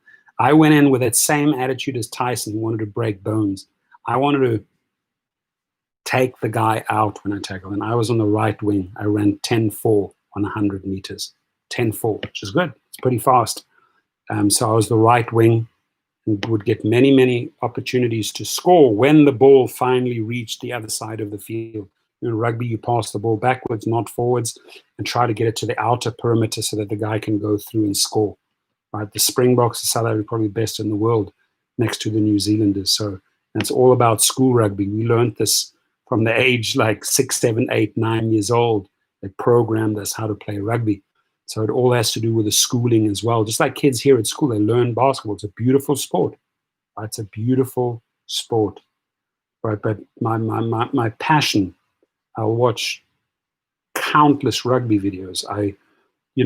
The former Springbok, many of the Springboks that in South Africa when I lived there, the one Springbok, I played with him on the team, right? Greenside High, Roosevelt High. I went to a school there. Val Bartman was in the army with me, another Springbok rugby player. What's that guy? These names probably won't tell you anything, but Henny LaRue. We grew up, our beach houses were next door to each other. We'd run up and down the sand dunes and train our legs. Up and down the sand dunes, up and down all day long, sand dunes, just getting fit. He was a Springbok player. The South African rugby captain, Francois, the guy that played in the Invictus, his brother was one of my best friends. James Small, the wing. We used to party together. You know, I used to throw parties at my mansion in Cape Town. Springbok players would all show up and throw the best parties, right? So I've been lucky to experience that sport on every type of level. And it starts like a little school kid. And it's in my DNA. I love it. And, you know, I remember a few years ago, there were about 12 guys that tried to throw me into a swimming pool. And I not kid you, right? 12 guys tried to hold me down, tackle me, and throw me into a swimming pool at a party. And I was in a suit, right? And just trying to be bullied. They drank too much. And I'm like, you guys will never fucking get me into the swimming pool. And I'm like, what are you talking about, dude? First guy came, second guy came, third guy. I was just clubbing them. Boom, boom, boom, boom. Not like hitting them, because I wish I could have hit them, but I was wrestling them and throwing them, knowing what I did in rugby, hurting them. And when I'd hurt them, you know, not by hitting them, but hurting them by using the body, like I know how to do that in rugby, they couldn't get me in the swimming pool. And they gave up. And I said, I told you guys, don't try to throw me in the swimming pool. You're going to pay the price. Literally 12 guys tried to get me into the swimming pool. Like, they were all over me. And I'm like, guys, you're going to suffocate me if you're all on top of me. But if you come at me one by one, I was boom, doing this guy, throwing him down, pushing his elbow into the ground. So he feels, backs off. Next guy. Just fun stuff, right? All fun stuff. Payman Ali says another bankruptcy that happened here. Oh, Sundance. I know Sundance helicopters. Oh my God, you're kidding me. You know what? Payman, Sundance helicopters, they used to come to the hotel to pick you up. right? They used to pick you up and then they used to bring you to the airport and then you'd fly out over the canyon, the Grand Canyon. I remember them well. In fact, I have photos at when I stayed at the, oh gosh, what is it? The London? Or what is that hotel right there by Stratosphere, that new one that would help me out here? That is a shame. Oh my God, seriously, why did they have to go out of business? That was a great company. Probably just don't have the people, right? The helicopters are probably all parked and not being utilized during the pandemic. Makes sense. Can't put people into a helicopter during the pandemic.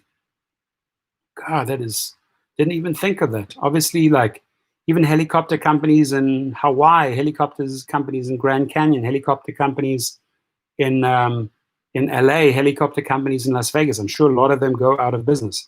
That particular one that you mentioned, I know them well. I spoke to the driver when he was picking up all of us at the hotel, right? This is maybe like 2 years back, 3 years back. Sundance Helicopters. So IQ Boy asks, Payman, did you guys get your unemployment in Vegas yet? From what I've heard, the people have received it. But correct me if I'm wrong. Maybe the helicopter company didn't get a bailout. They sure should have got a bailout. Airlines got a bailout, right? American Airlines, JetBlue, all of them, they got hundreds of millions of dollars. Why didn't the helicopter companies get a little bit of that?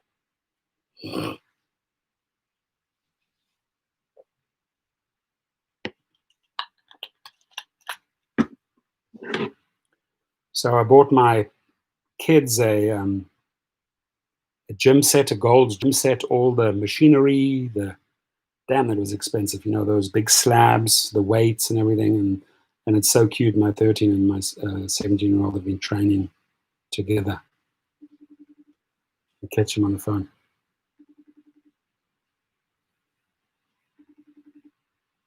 Hey, Dad. Hi, love. How are you? Good. How are you? Excellent, excellent. Did you guys watch that movie, that Alfred Hitchcock movie? Oh, yeah, we've already seen it. It's really good. It's good, right? Cool.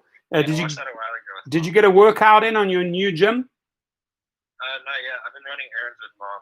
Oh, cool. So you can just wait for the sun, wait for it to cool down? Yeah, maybe a little bit. Okay, cool. I'll let you. To the beach later. Okay, are you going to the beach later? Maybe. Okay, Liam went to the beach with his friends.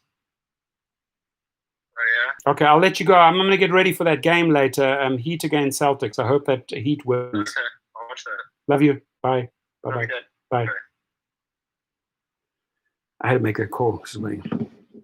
Well, Payment says I didn't apply for unemployment, so I can speak to the other pandemic money. Okay, good. Are you still live streaming? Yeah. You wanna? You sure? You sure? Yeah. She I'm not dressed. comes out the shower, guys. She said, "Oh, you still live streaming?" I'm like, "Yeah." I said. She said she can't appear in the live stream because she's not dressed. Obviously, it's funny.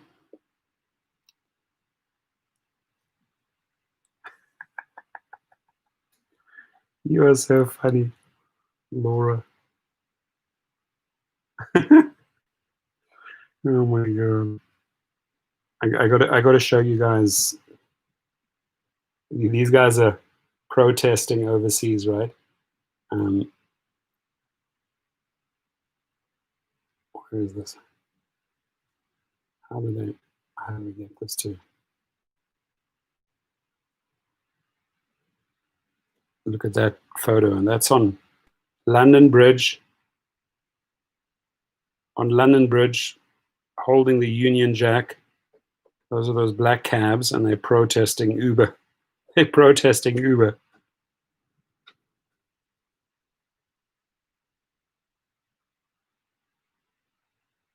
Pretty epic picture. And why are Uber handing passengers and driver data to the British police? I hope that's not happening here in the United States. Pretty crazy.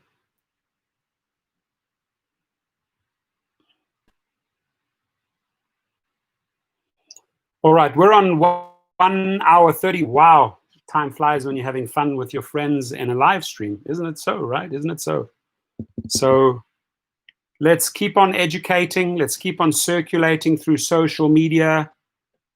Bring your arguments, yes or no on 22. Bring your stories. I see that Dustin does a lot, like he gets a lot of dash cam. There's a lot of dash cam videos from his followers and shows all the crazy stuff that happens in cars. That definitely gets views, right? That gets views. What I would like to hear from all the YouTubers is like, where do you stand on this whole matter? What are you fighting for? Right, I'd like to hear that from all the YouTubers. What do you believe in? What is your cause? What are you fighting for? What are you doing for drivers? So some will chase the subscribers. Some people have lots of subscribers, right? And the views and obviously sensational videos and that sell and get watched. When you start talking about yes on 22 AB5, generally it's not videos that you're going to get a lot of views on, right? Because you can't really connect with all too many people. But I'm always curious. I'm curious. Jay Creder told us he's yes on 22. I've heard from sources that Harry Campbell is no on 22. I have no idea where Dustin stands on 22, whether it's yes or no. I have no idea where Kevin the Entrepreneur stands. I have no idea where Dave the Uber Slave stands. I have no idea where Sensei Driver Sensei. I do know where Dark Road Run. Love his channel. Absolutely love his channel. I just think he's so funny and so upbeat and kind and giving. He's a good guy, Dark Road Run. I know he's definitely no on 22. But generally speaking, maybe it's a topic that people are too scared to address. Maybe they're afraid that they'll get deactivated if they take on that topic. Rick Nelson says, oops, wrong chat. Also, Heidi's live. Okay, guys, Heidi's live. Let's not take away from Heidi. Rick, by all means, here's Dark Road Run. And I sincerely mean that, Dark Road Run. You're just such a character. You're so upbeat and funny and just full of life. Like when Dark Road Run the other day, I watched that whole video when he's doing the virtual. Listen, you just tell me how I can set that up, dude.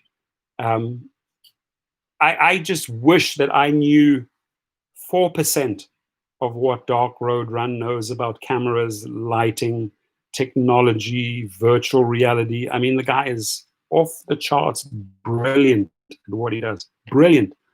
And on top of all of that, he's a good human. He's kind. He's always there for his fellow members. He made a funny video, made a hell of a funny video for Sherelle for the birthday. What's that wrestler called? Oh my God, I cried, dude. See, and I believe that humor, talking about humor, humor is a great stress relief. Humor is good for your health. I watched this video. Oh my God, Laura and I watched it. We're crying, just crying. It's so funny. If you guys, maybe I should. I was crying. Seriously, I couldn't stop. Maybe I should just play it. We should watch it together. Did anybody see this video? Right? And I'm not laughing at the people. I'm laughing with them because I've never heard a group of people. I've never heard a group of people laugh so much, right? They're going and they're getting into this. Jesus help me. Dark Road Run, you gotta watch this thing.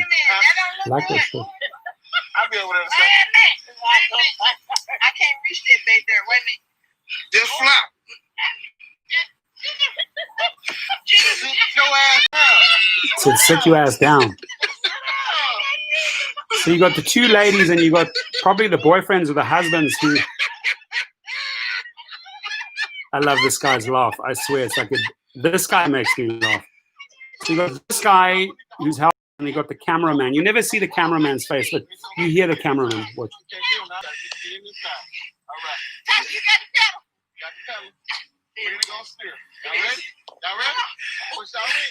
Are you ready? I'll say cheese for you leave. Cheese. Go. Now back. Stop. Go back. Ain't no battle. Laughter is the best medicine. There you go. Yeah, look at this shit. Look at this shit. Look at this shit. Love it.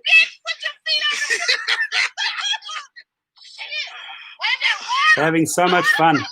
They're having so much fun. They about to fall over.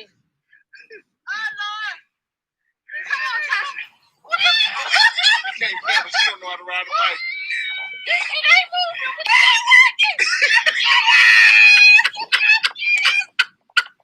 Love this guy's laugh.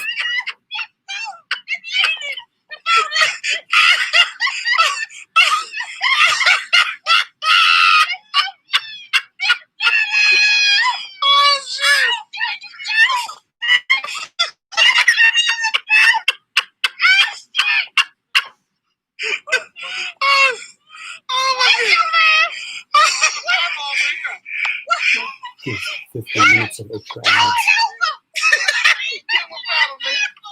Says, give it a paddle. Give me the paddle.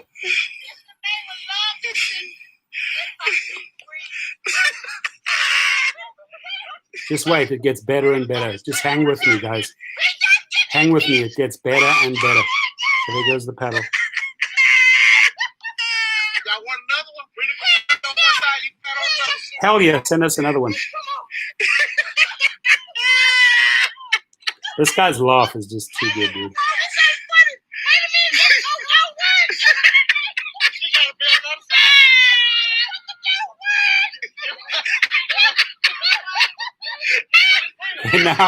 Now it's taking on water. Now the Titanic is sinking. Oh shit.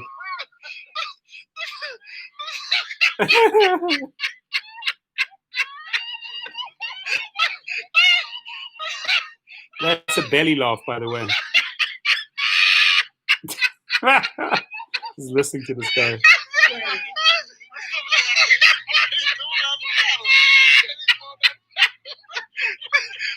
Look, it's taking on water.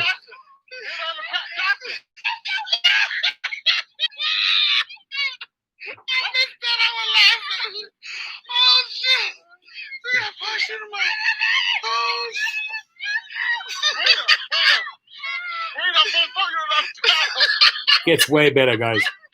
Just hang in. It gets way better. I'm glad you told me to come to this shit. That's crazy. Sinking. And they're not getting there and helping. They're just laughing at him and filming. Oh, shit. Oh, shit.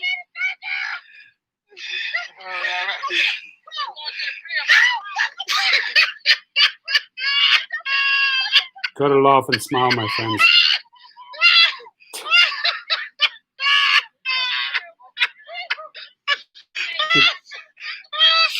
Okay, that boat is taking on water.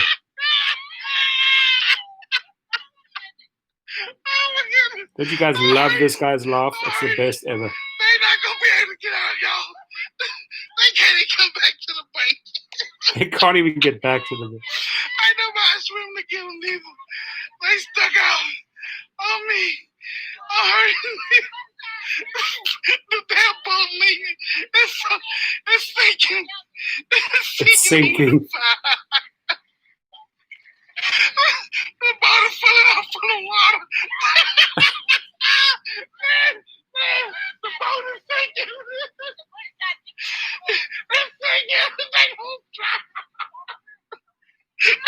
Oh, shit. It gets better. Way better. What? Oh, man.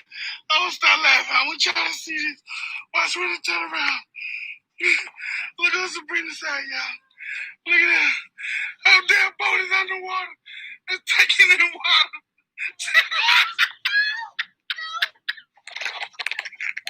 He's laughing so much he actually He fell down. They threw the phone. There goes passenger number 1.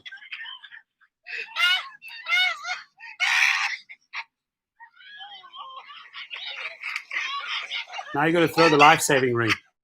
She's in the water.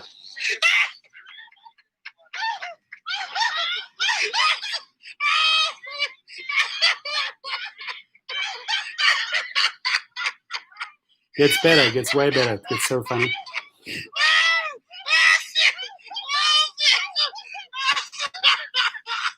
It doesn't look very deep, so I'm sure. Yeah, also, I hope they can swim, but you got to watch the video to the end or cry.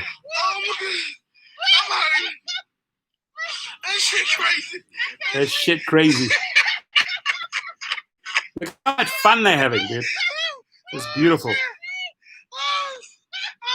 They're having so much fun. I mean, when have you had so much fun? My stomach. You see, his stomach's starting to hurt because he's... Watch it. Oh, shit. Oh my goodness. Oh my goodness. Okay, she makes it out. Gets really funny, guys. Oh shit. Oh, shit. Why? Okay.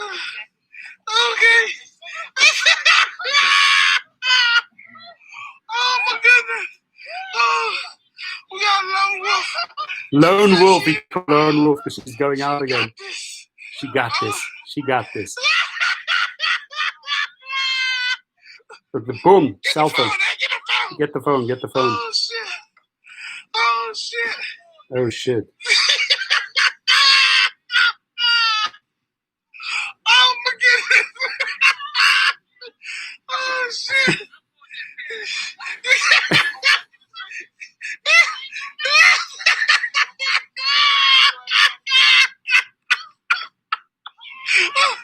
Oh shit. Oh, shit. No, it gets funnier. It gets really funny. Watch. Oh shit. Oh shit. I think this boat's going to take on water. Here she goes.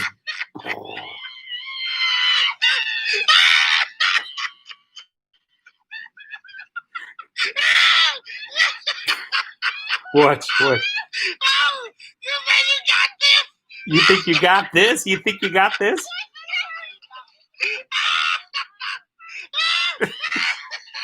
Falls back in.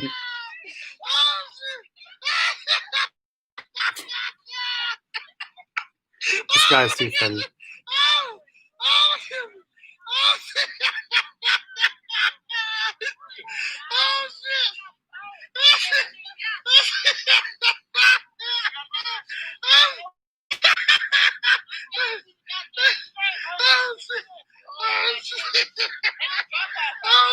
She's angry. She's like, F off. F. What's this?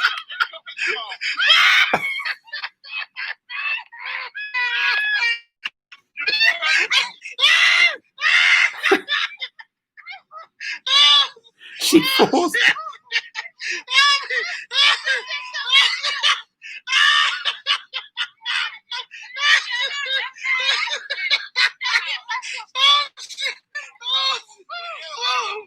Oh shit. Oh man. F everything else, she said. Oh shit. Oh shit. Oh fuck. Oh, this motherfucker finna fall trying to go say. Pull his shit up. So get your ass out.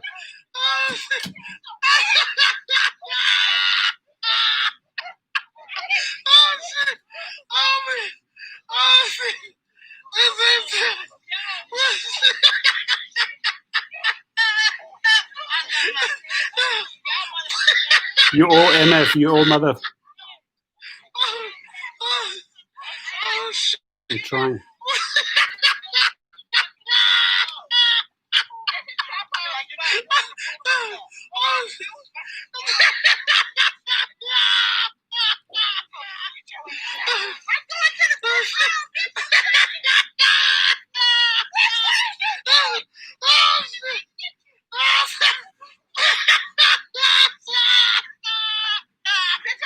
You're crying, dude. This guy's laugh is unbelievable.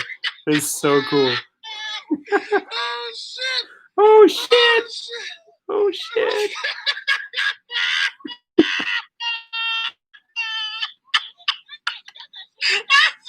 Oh shit! Oh fuck! They're having so much fun, dude. Oh man! Oh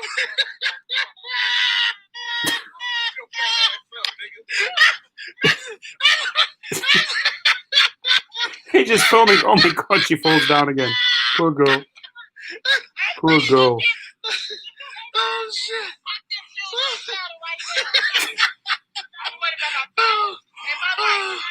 Oh my goodness!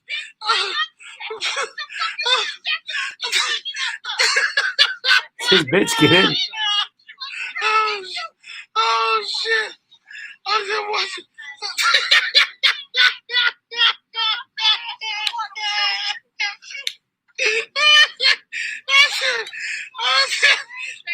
I pissed in my pants, baby. Get out the water. Oh shit! Give me your hand.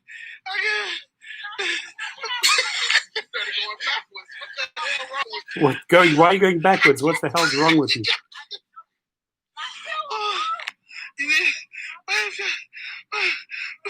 Peppers down.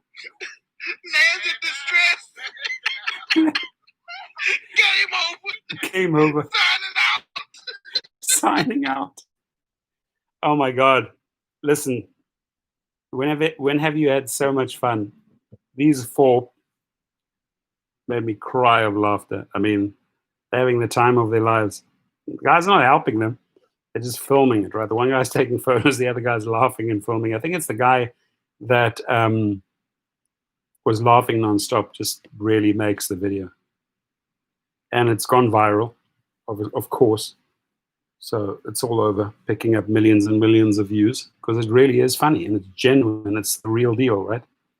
It's not fake. Yeah, he should have helped her out at some stage. I mean, he was just at some stage just making fun of her and just kept on filming. And I'm sure the moment he got home, he downloaded and went up to YouTube, right? So we're at 1:47. I got to eat. I'm losing my energy here.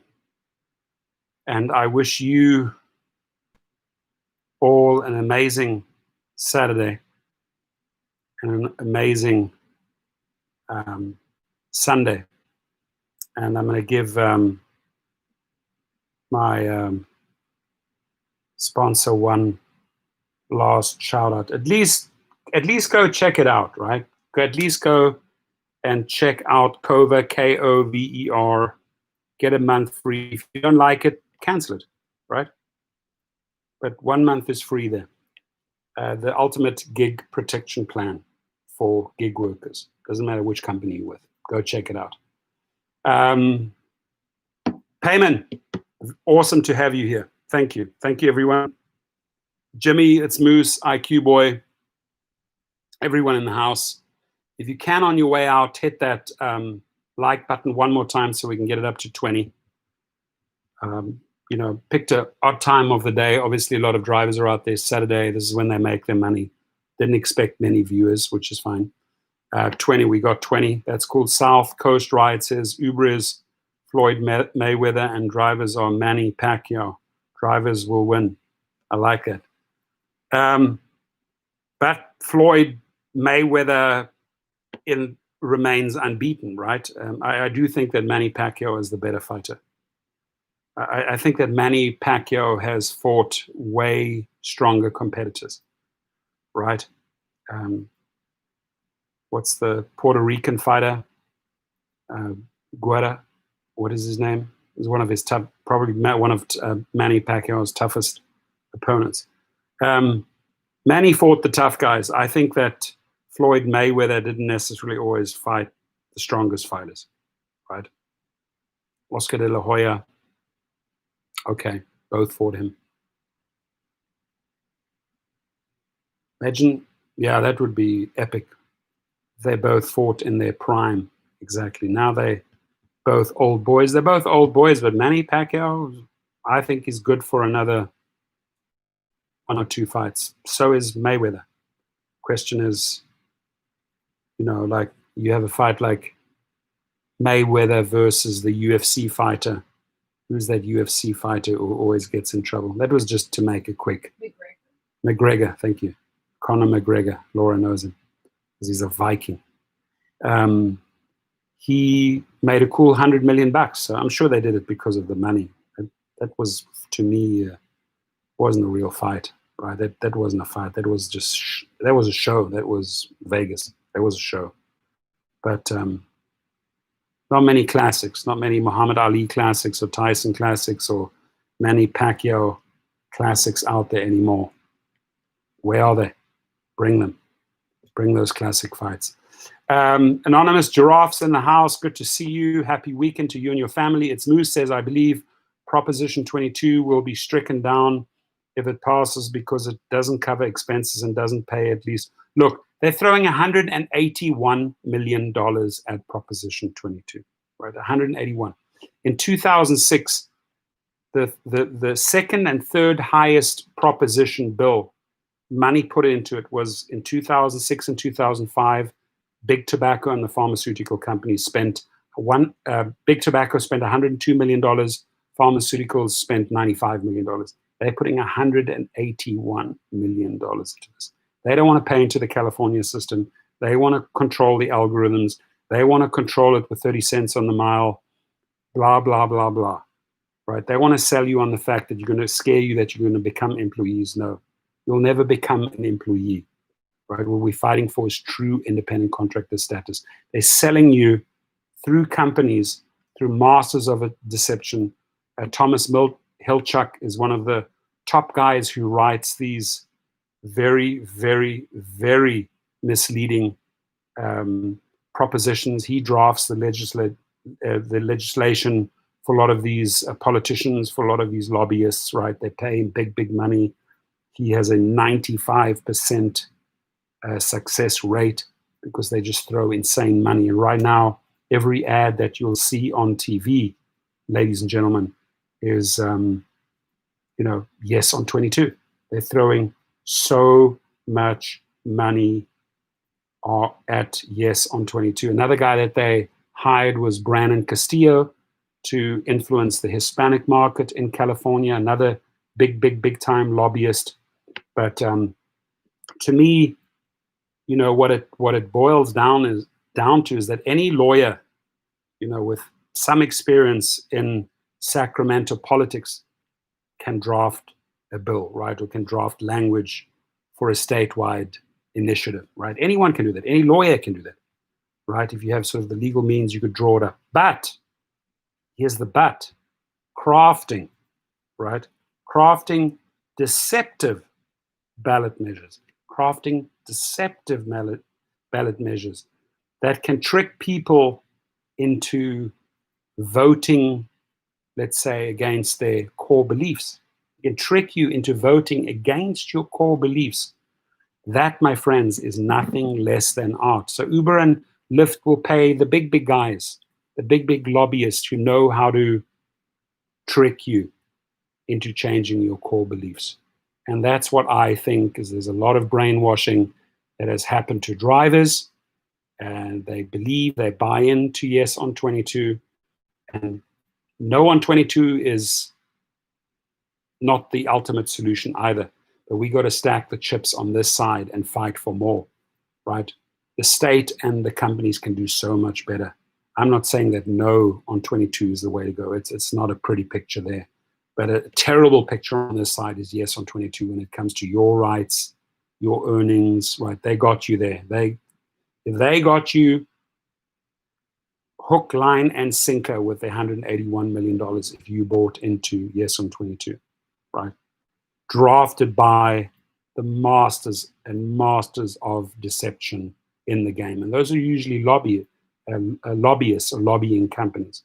And I read an interesting article once that, depending who's in power, whether it's Democrats or Republicans, depending who has that 4 years, what lobbyists do, what companies do, is that they will hire, Google, by the way, Google hires 30 full-time lobbyists that are just in Washington, D.C., whining and dining politicians, whining and dining senators and congressmen, best restaurants you've ever heard of, right, to get their way, whether it's to get their way with Democrats or to get their way with Republicans. They don't care. They will flow the money to the party, to the politician that will get them the best outcome. What is the best outcome?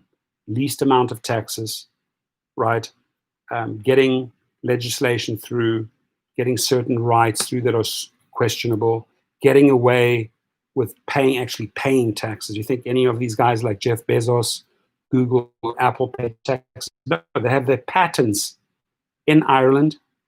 I love, you know, what is it? Liechtenstein. What are the offshore accounts where these guys hide their taxes and their patents? Some of them are in Holland. Anyway, that's where they hide their cash. Not paying in here, but they're not paying in here. They're hiring companies, support companies overseas, in China, in India. They're not creating the jobs within California. No, Uber goes out and hires customer service in Manila, Philippines, in Bogota, Colombia. Companies do that. So they're like, you can't tell me, you can't preach to me that these companies are doing anything good for us. In fact, quite the opposite. Californians have to pick up and the taxes are raised because these people are not paying $500 million into the unemployment fund, right? They find ways to skirt the law, to get around the law, recreate the law. Tony West, right? Our company is not a driver, is not a transportation company. Our company is a technological platform. BS. So they find the ways to outmaneuver, to outlobby, to buy influence, to buy favors. It's sad. So the money doesn't trickle down. Who's paying the taxes? Average guy out there going out onto the street, right? I mean, at the end of the day, these millions of drivers, millions of workers are paying in way more than Uber, Apple, Google, Amazon will ever pay. Right? They hide their cash abroad. Isle of Man, thank you very much. Isle of Man, that's one of the big tax havens. Sad but true.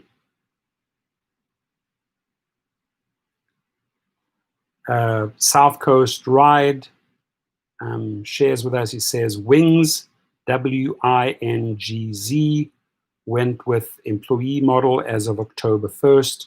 They are hiring through staffing agencies. They claim business as usual, flexibility.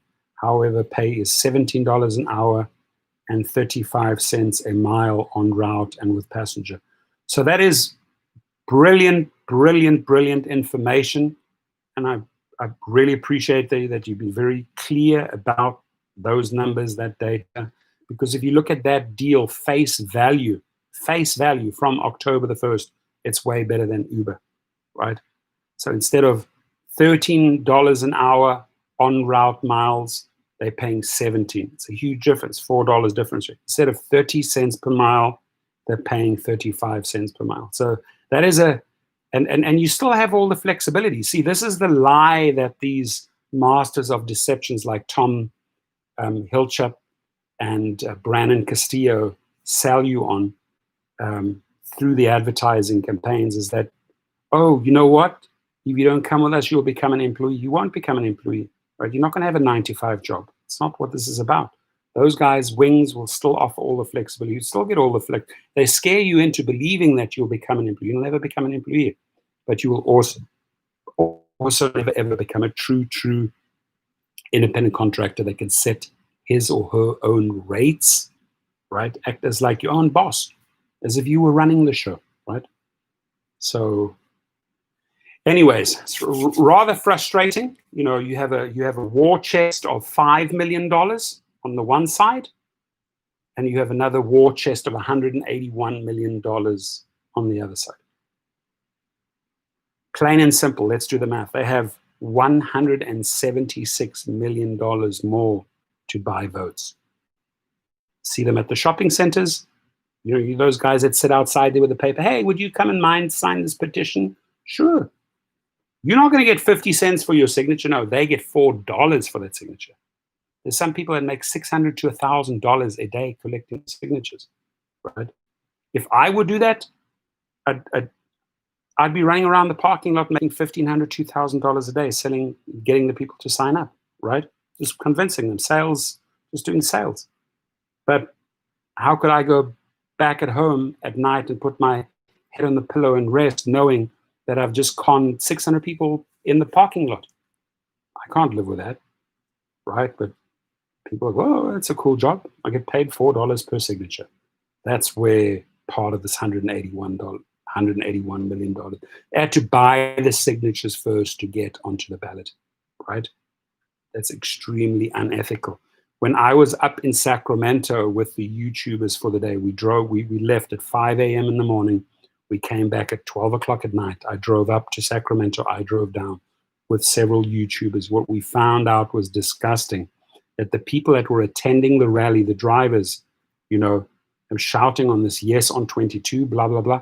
They were each given a $100 credit card, a free pizza, and a free T-shirt. You know how many people will show up for a $100 Visa card, a free T-shirt, and a free meal? Thousands and thousands of people are chanting, yes on 22, yes on 22. Hey, what did they pay you? People don't want to talk about it. We go one guy and then another lady to confess. And then they are here arguing in front of us, and that's why I call them out, in front of the camera, doing a live feed. Hey, here you are in Sacramento. Why are you showing up here? You truly believe in yes on 22? How much were you paid? Oh, no, we were not paid anything. Well, that's a lie, because 4 or 5 of your colleagues said you got a $100 Visa card, a free pizza, and a free T-shirt. Is that true? Immediately, the lady left the conversation. Didn't want to be caught on camera lying. So when you start moving in that energy field of lies and deception, right? Just look at politics right now. I'm not going to go into that, but look at that. When you move in that realm, when you play in that playground, in that sandpit, it's dangerous. Dangerous things happen. And again, when I started the live feed, I gave a shout out to probably one of the most powerful, influential women, I'd say next to Mother Teresa, Ruth Bader Ginsburg. Bless her soul, bless her heart, everything that she's done for women, everything that she's done for the LGBT community. This woman has fought all her life, right up to that 87th year, that last breath she took, right? Battling cancer, trying to stay in there for the next 45 days. She had one wish she wrote 5 days ago, which every one of you, if you're human, I don't care if you're Republican or Democrat in my room right now, right? And I'm appealing to everyone, all people listening in right now. If you are human, grant her this one wish. And she said, I just hope that they don't try and replace me, just like they did in 2016, right? So let's duplicate what they did in 2016. They did it after the elections. Out of all fairness to this woman, out of respect to this woman for what she has done, notorious RBG, legend, right? We owe her this, ladies and gentlemen, right? Whether you're Democrat or Republican here listening to me, we got to keep to our core principles. What's good for the goose is also good for the gander. If they delayed the elections of a Supreme Court justice, we have to honor her herself, honor her. That was her dying wish. That's how I see it. So I'm sure you guys have all heard about this in the news. Super sad. While she's battling cancer, she was still, you know, fulfilling her role on the Supreme Court.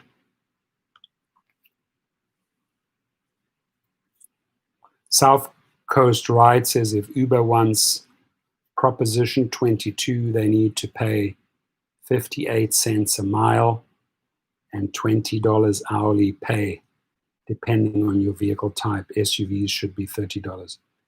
you're applying smart math, right? But that's not what they want to do. They don't want to pay you what you truly deserve. That's what you deserve. Those numbers that he's putting out there are very, very realistic, because people tend to forget that your vehicle, a lot of people are buying electric vehicles now, especially BMWs. Hopefully you buy less Teslas, blah, blah, blah.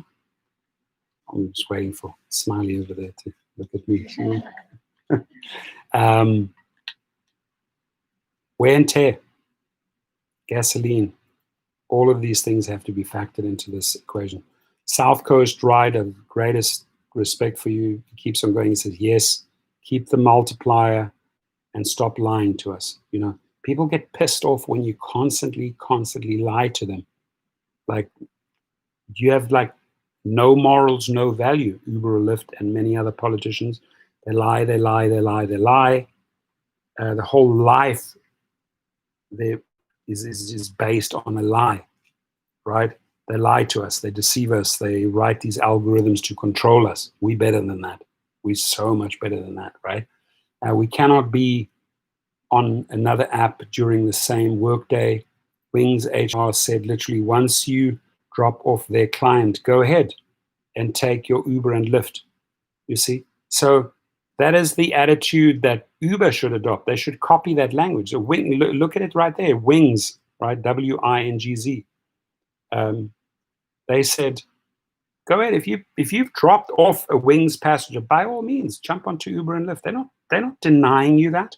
What Uber and Lyft try to do is they try to control you, you know, by giving you timeouts, it's like a little child in a classroom, what they do to your app, right? Try to punish you because you're not putting in the hours. And they know very, very quickly. Uber and Lyft both know very quickly whether you're driving on both platforms, right? They want your full dedication. They want to control you fully with their algorithms. And there are many people at airports, this is all around the world, taking notes. I've seen it with my own eyes, taking registration plates, especially when they see a car with 2 stickers, Uber and Lyft. The company right away knows, based on that registration plate, because the person's written it down, but they know, based on the fact that you have an Uber and Lyft stick on, they know that you're driving for both companies. And they will actually, believe me, throw you better deals and more incentives to try and get you away from Lyft or try and get you away from Uber. So if anything, if you're going to carry on driving, make sure you drive on both platforms. But we shouldn't be controlled to that extent. We should be our own true independent contractors. Anonymous Giraffe says, also, only active rideshare and similar gig workers should be allowed to vote on our welfare status. Thank you. The general public should stay out, as they didn't get us AB5 and they don't know the Uber tricks. So true. That is so valuable, what you just shared there, right? They don't know the Uber tricks. They don't know our lives, how it works, right? All they do is get the very best ride at the very best trip. Where they're as drunk as a skunk and had 5 or 6, 7 martinis, we drive their ass home, right from the nightclub to Pasadena, where we get them home in one piece from A to B, right? That's gold. And at a super discounted rate, 5-star service, clean car, blah, blah, blah. So it's very, very, very frustrating, folks. And then here they are, like Anonymous Giraffe said, advertising to the California citizens who are going to influence the AB5 vote because they're watching all these commercials. Yes on 22, yes on 22, yes on 22, 181 million, 181 million, 181 million, yes on 22, brainwashed. Deceptive marketing tricks, deceptive tactics, and they buy in and they vote. They go to the booth and they vote. They see Proposition 22. Oh my God, yeah, I've seen that ad 600,000 times. Yeah, yes on 22. Not knowing that they were just tricked, not knowing that they were just voting against their core beliefs. Really study those propositions, and there are many of them on the ballot. I made a video of all the ballots on all the propositions on the California ballot. Study them, know them, find out who wrote them, find out who's behind them, find out where the money comes from, right? Because usually money buys power and influence. Tobacco companies, pharmaceutical companies, big oil, Uber, Lyft are good at this. If you just think between two ballots, let's do some math here, in 2005, right? Actually, 3 ballots in 2005 and 2006. Pharmaceutical companies, big tobacco, big oil, and factor in Proposition 22. Between 4 propositions that were on the ballot in different states, let's do the math. $92 million, $102 million, right? That's $194 million. $100 million, it's $294 million plus $181 million. I mean, you're talking over $400-500 million just for 4 ballots, right?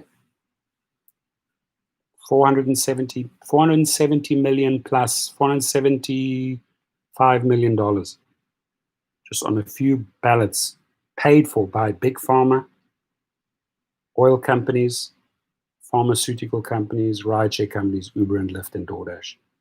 $470 million pissed in the wind by your vote so that it can keep on pushing the same old high drug prices, high gas prices, unhealthy tobacco towards children, and not pay into the California system. Don't be fooled. Don't be fooled. Don't be fooled so easily. California citizen, if you're listening in, please don't be fooled here. They didn't pay $500 million into the state fund. You bailing them out, right? They didn't pay anything during the pandemic.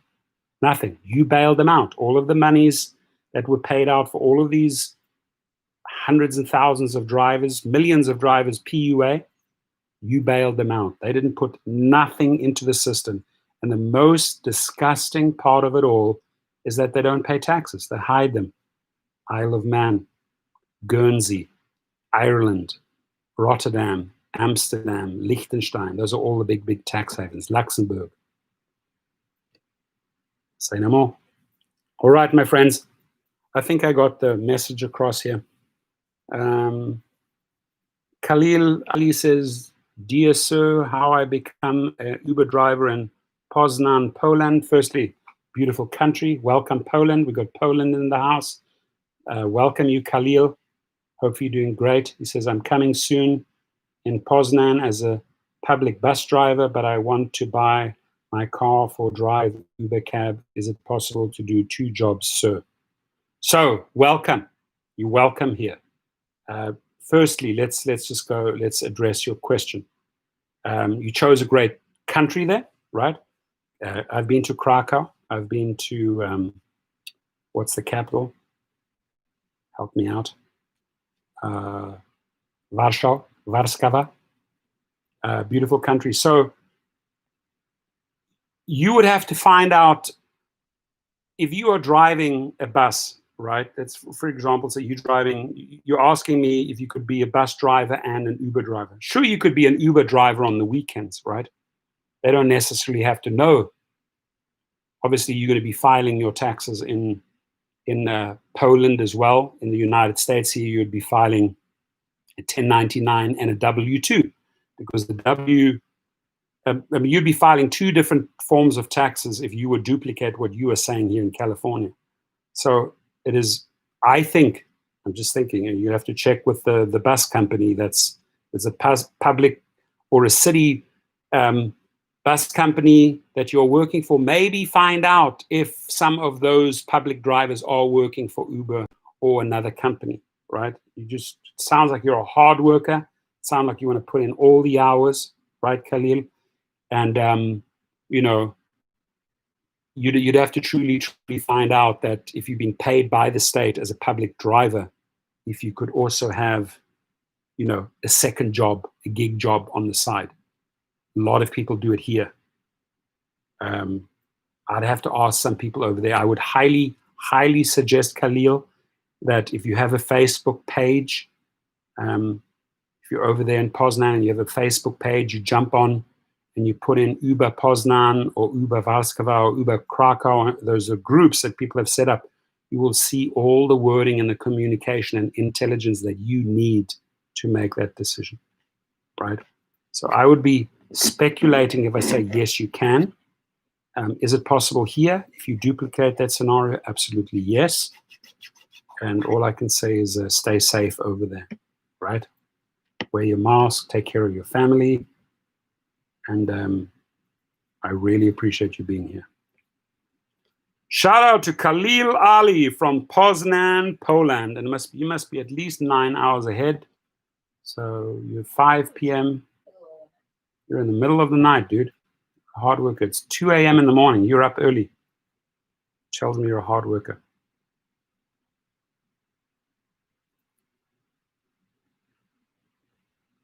And I want to know, I want to let you know that it's very refreshing to have visitors from other countries in our room and share their story. You know, got people from Kenya, from Ghana, from South Africa, from Australia, from New Zealand, from Germany, from Holland. I mean, I could rattle off all the names that are actually, I know them. Some I know by name that are in this community, and they pop in once in a while in the live stream. Obviously, they might be sleeping as I'm making a feed, right? Or they might be waking up, but it's very refreshing to have them here and have their input.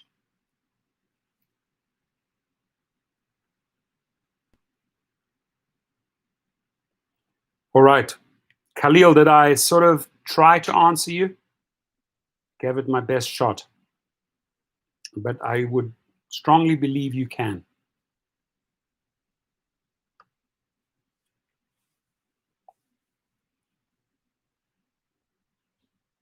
Anonymous Giraffe says, also only active rideshare and similar gig workers should be allowed to vote. Okay, we addressed that. Rick Nelson says, the public's fed up with yes on 22 on TV. Yeah, exactly, Rick. It's like that State Farm ad that, oh my God, how freaking annoying with, if you guys watched that ad with Chris Paul and that guy that wants to be Chris Paul, oh my God, Laura and I are like, oh, not that fool again. Like it's just annoying ads. Like, don't you understand that you're not doing your advertising any service if you're running that stupid dumb shit ad over and over and over again? You can overkill an ad as well, right? But it's terrible. I've watched that. I've tried to watch basketball and they play that stupid State Farm ad 672,525 times. It's awful. Stop it. Same with that yes on 22 ad.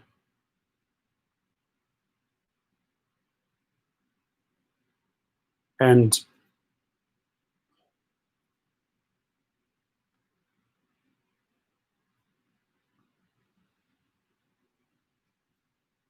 so Laura is like me. She loves taking photos and she takes a lot of photos. In fact, she upgraded. She has a better Apple phone than I have. It's like kills me. I got an upgrade to the 11. I only have the 10. She just zooms straight by. And the camera and the video technology on her phone is off the charts, right? And I love taking photos. She takes a ton of photos. I took 4,600 photos on my one Hawaii trip once, right? And what I try to do is get 100 good photos.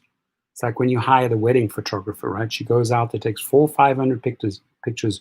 You are super grateful for 20 good ones, right? That's like, you know, right lighting, right everything. Everybody's smiling. You're looking for the perfect picture, right? So her Apple 11 is just freaking off the charts. When we were out in Utah and she's taking pictures, she's spending the whole day sorting out her little albums, and she's good at that stuff. She's got all these little albums and making books and gifts and blah, blah, blah, all the stuff that she does on Shutterfly. It's amazing. Alex S. is in the house. He says, good to see you doing well. I would be lying to you, Alex, if I said I'm doing well. I'm lying in my bed. Foot is up in the air there, right? This is like a staged photo where I'm smiling. By the way, these gifts, This gift here is from the Deputy Attorney General that works with Javier Becerra. That's sent me a big basket of cheeses, brie, right? When you drive these clients, you get these type of gifts. Right, Laura? It was a beautiful gift, right? So nice. Stunning, So nice. right? So got a lot of gifts, a lot of outpour of love, but it's excruciating pain when you get out of this bed if you try to even just run a few feet. I haven't left this bedroom. This place is 3 levels, all stairs, so definitely not suited for. Can I show them my high-tech things that were delivered today? I got these robotic feet today. I would like to design a hovercraft for people that transition from this here. This is like, to me, is high-tech. It's a really cool one, right? This. But I would like to find out if people can make a little hovercraft for people with injuries that can zoom around the house. And the trick is that it doesn't go more than 1 foot off the floor. I don't want to fly like and hit my head against the ceiling, right? I don't think that would be a smart idea. Maybe knowing that the ceilings are 8 feet and I'm just over 6 feet, maybe we could create a little hovercraft that transports you around the house and we could sell that to orthopedic surgeons, and then they lease that to their patients for 30 or 60 or 90 days, right? And we hover around the house. That would make my life tremendous. I think it would make lots and lot of patients or people that have had surgery. I go in for surgery next week. I want to get into the chopping block. I want to be in there. Butcher my leg, put in those screws.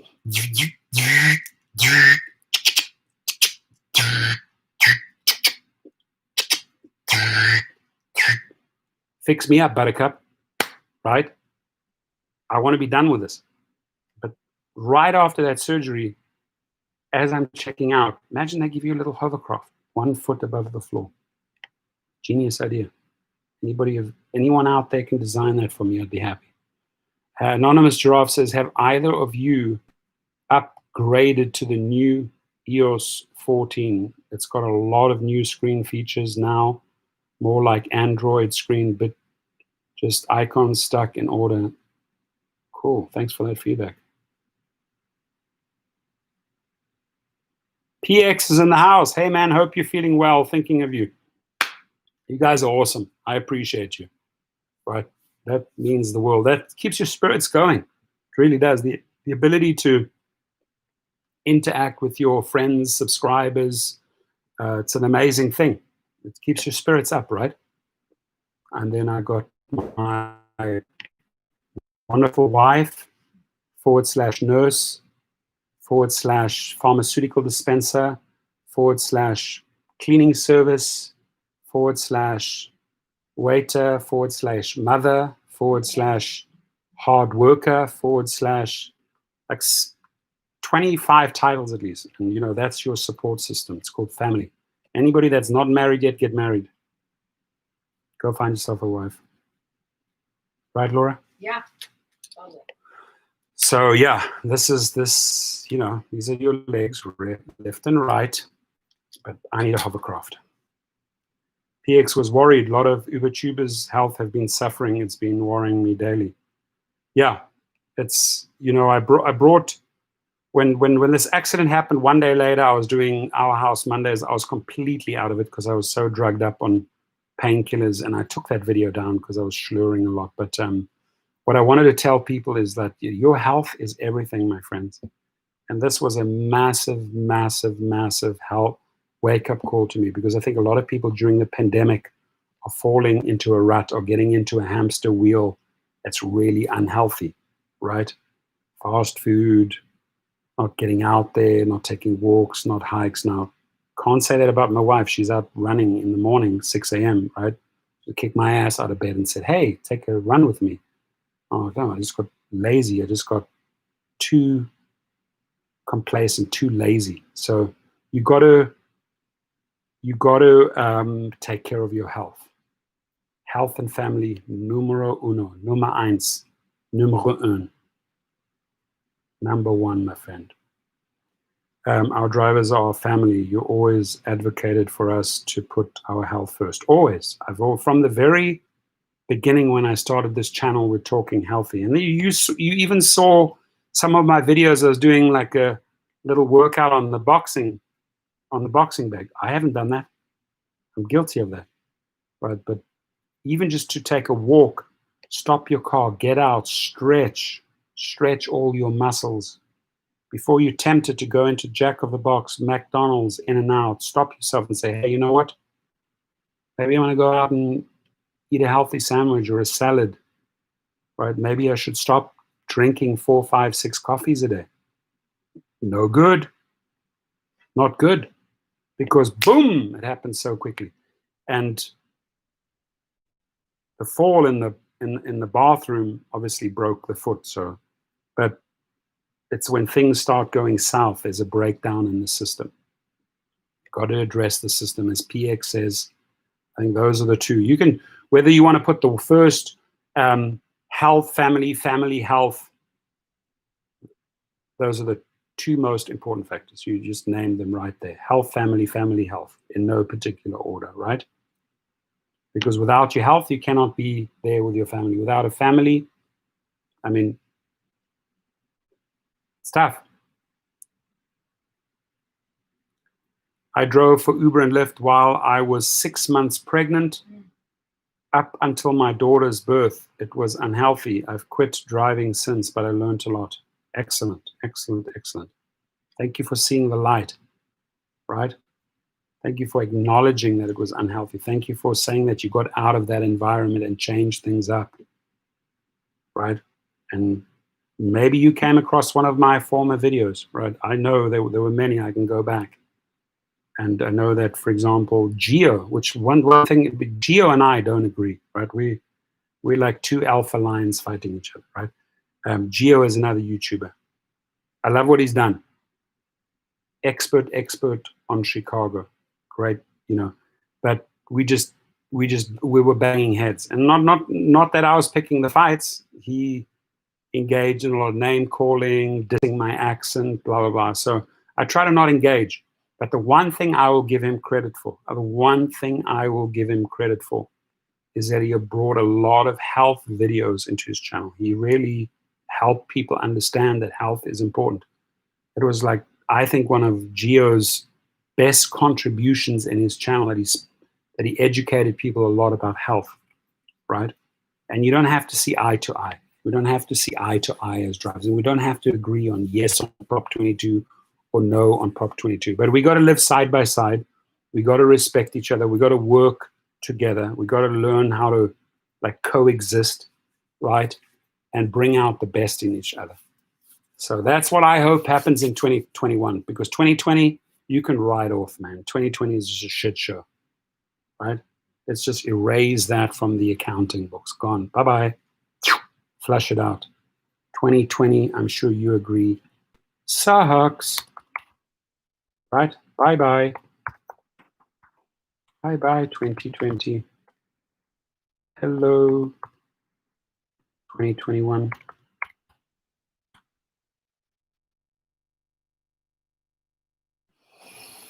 All right, ladies and gentlemen. 2 hours and 28. I'm going to get up to 2 hours and 30. That's a long live feed. 2020 got to go. 2020 got to go. 2020 got to go.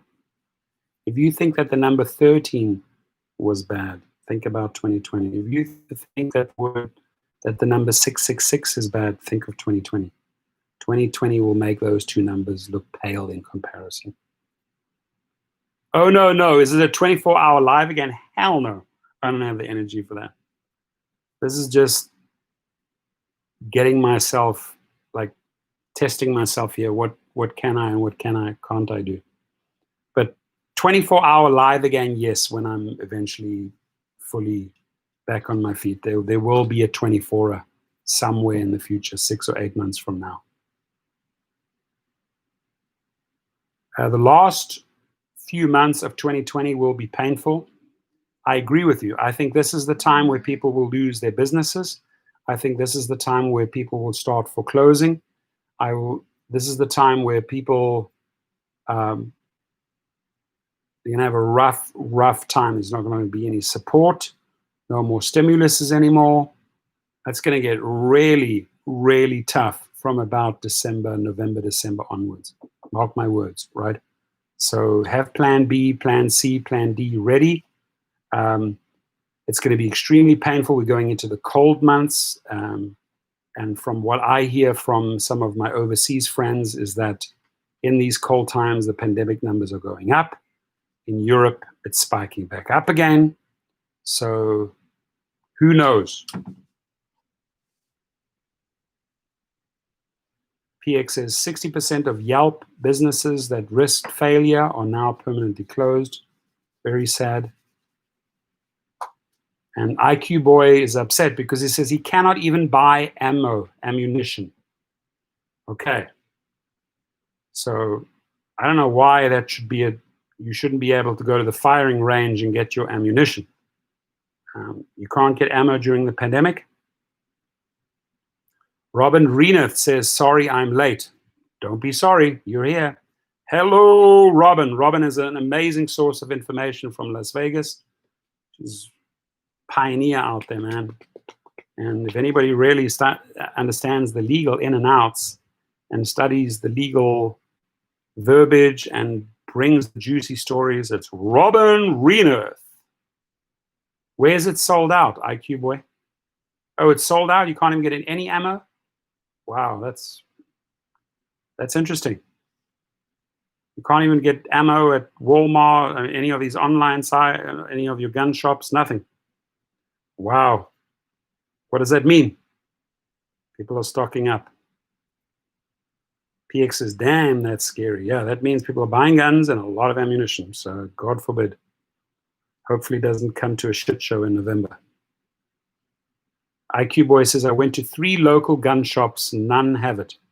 All sold out. Wow. Telling of the times. Yep. You know, and what, if I may ask, what, do you have one gun? What type of guns do you have?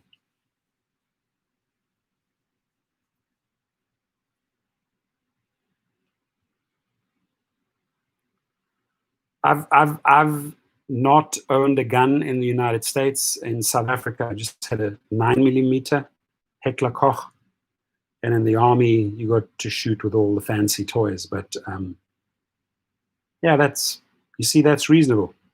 I agree.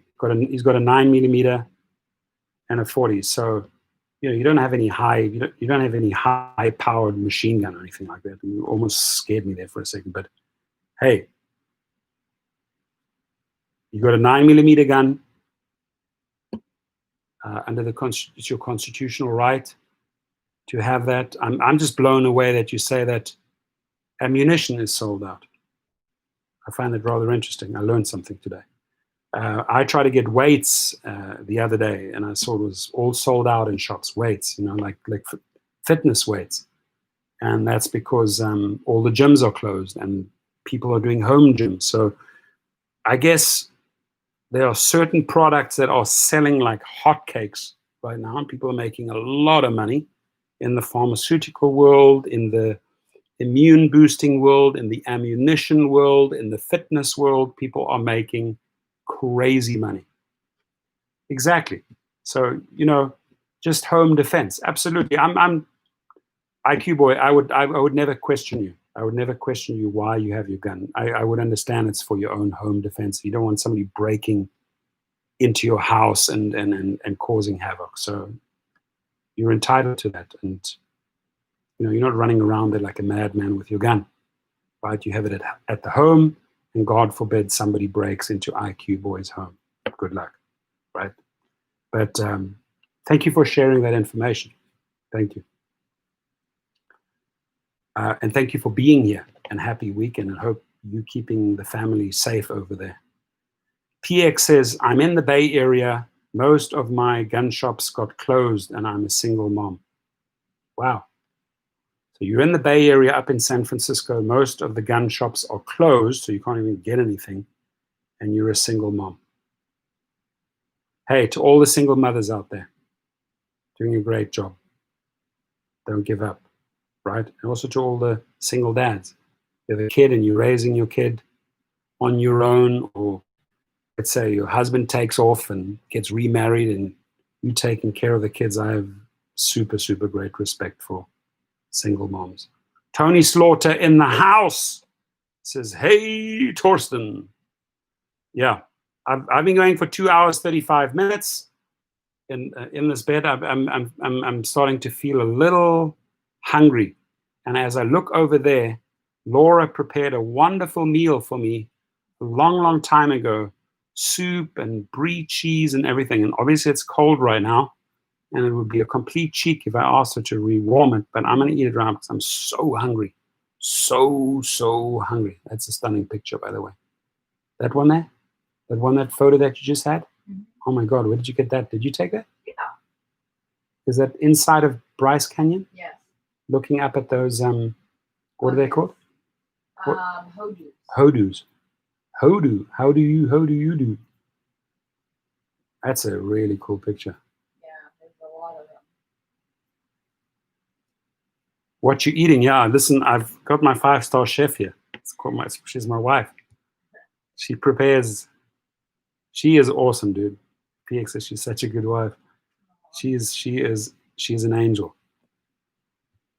Hey, Tony Slaughter says, hey, Torsten, I'm looking at becoming an airline pilot. Dude, that is awesome news. Congratulations. That is fantastic. And that industry will bounce back. It's coming back. So, good for you. Fantastic. Got to put in the flying hours. Robin Reed says, I signed up for Cova under your link and got a message. Congratulations, but looks like the rideshare guy got the credit. I'm confused. I'll send you a screenshot. Huh. Interesting. Why would the rideshare guy get the credit?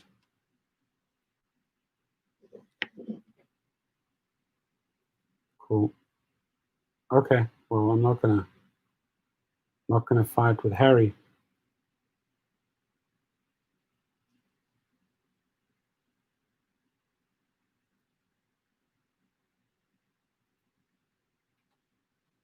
But how would you know? Got to raise those funds. How do you know he got the credit? That doesn't make sense.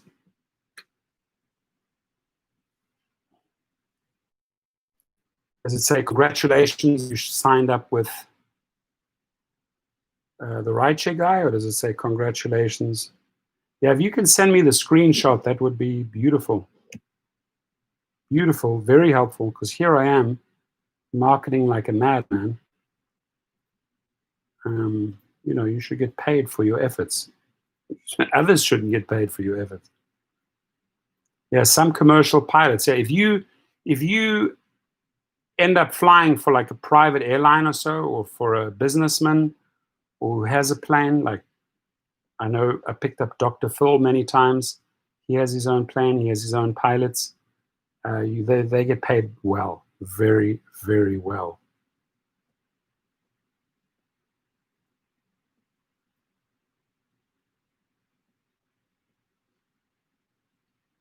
Yeah, Robin, please send me those screenshots.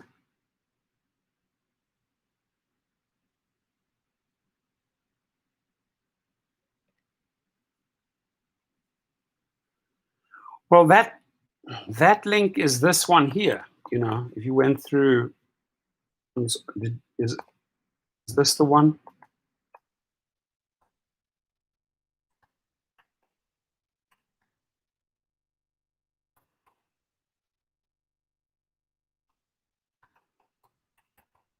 That's the only one that I market.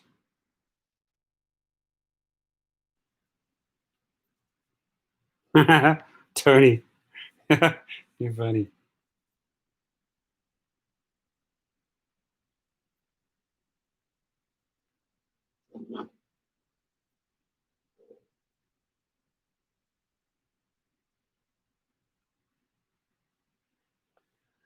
All right, folks.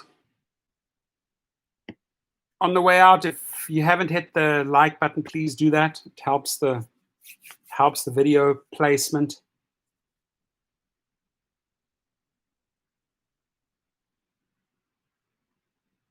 It's a good question. Which rideshare app is going to crash first, Uber or Lyft?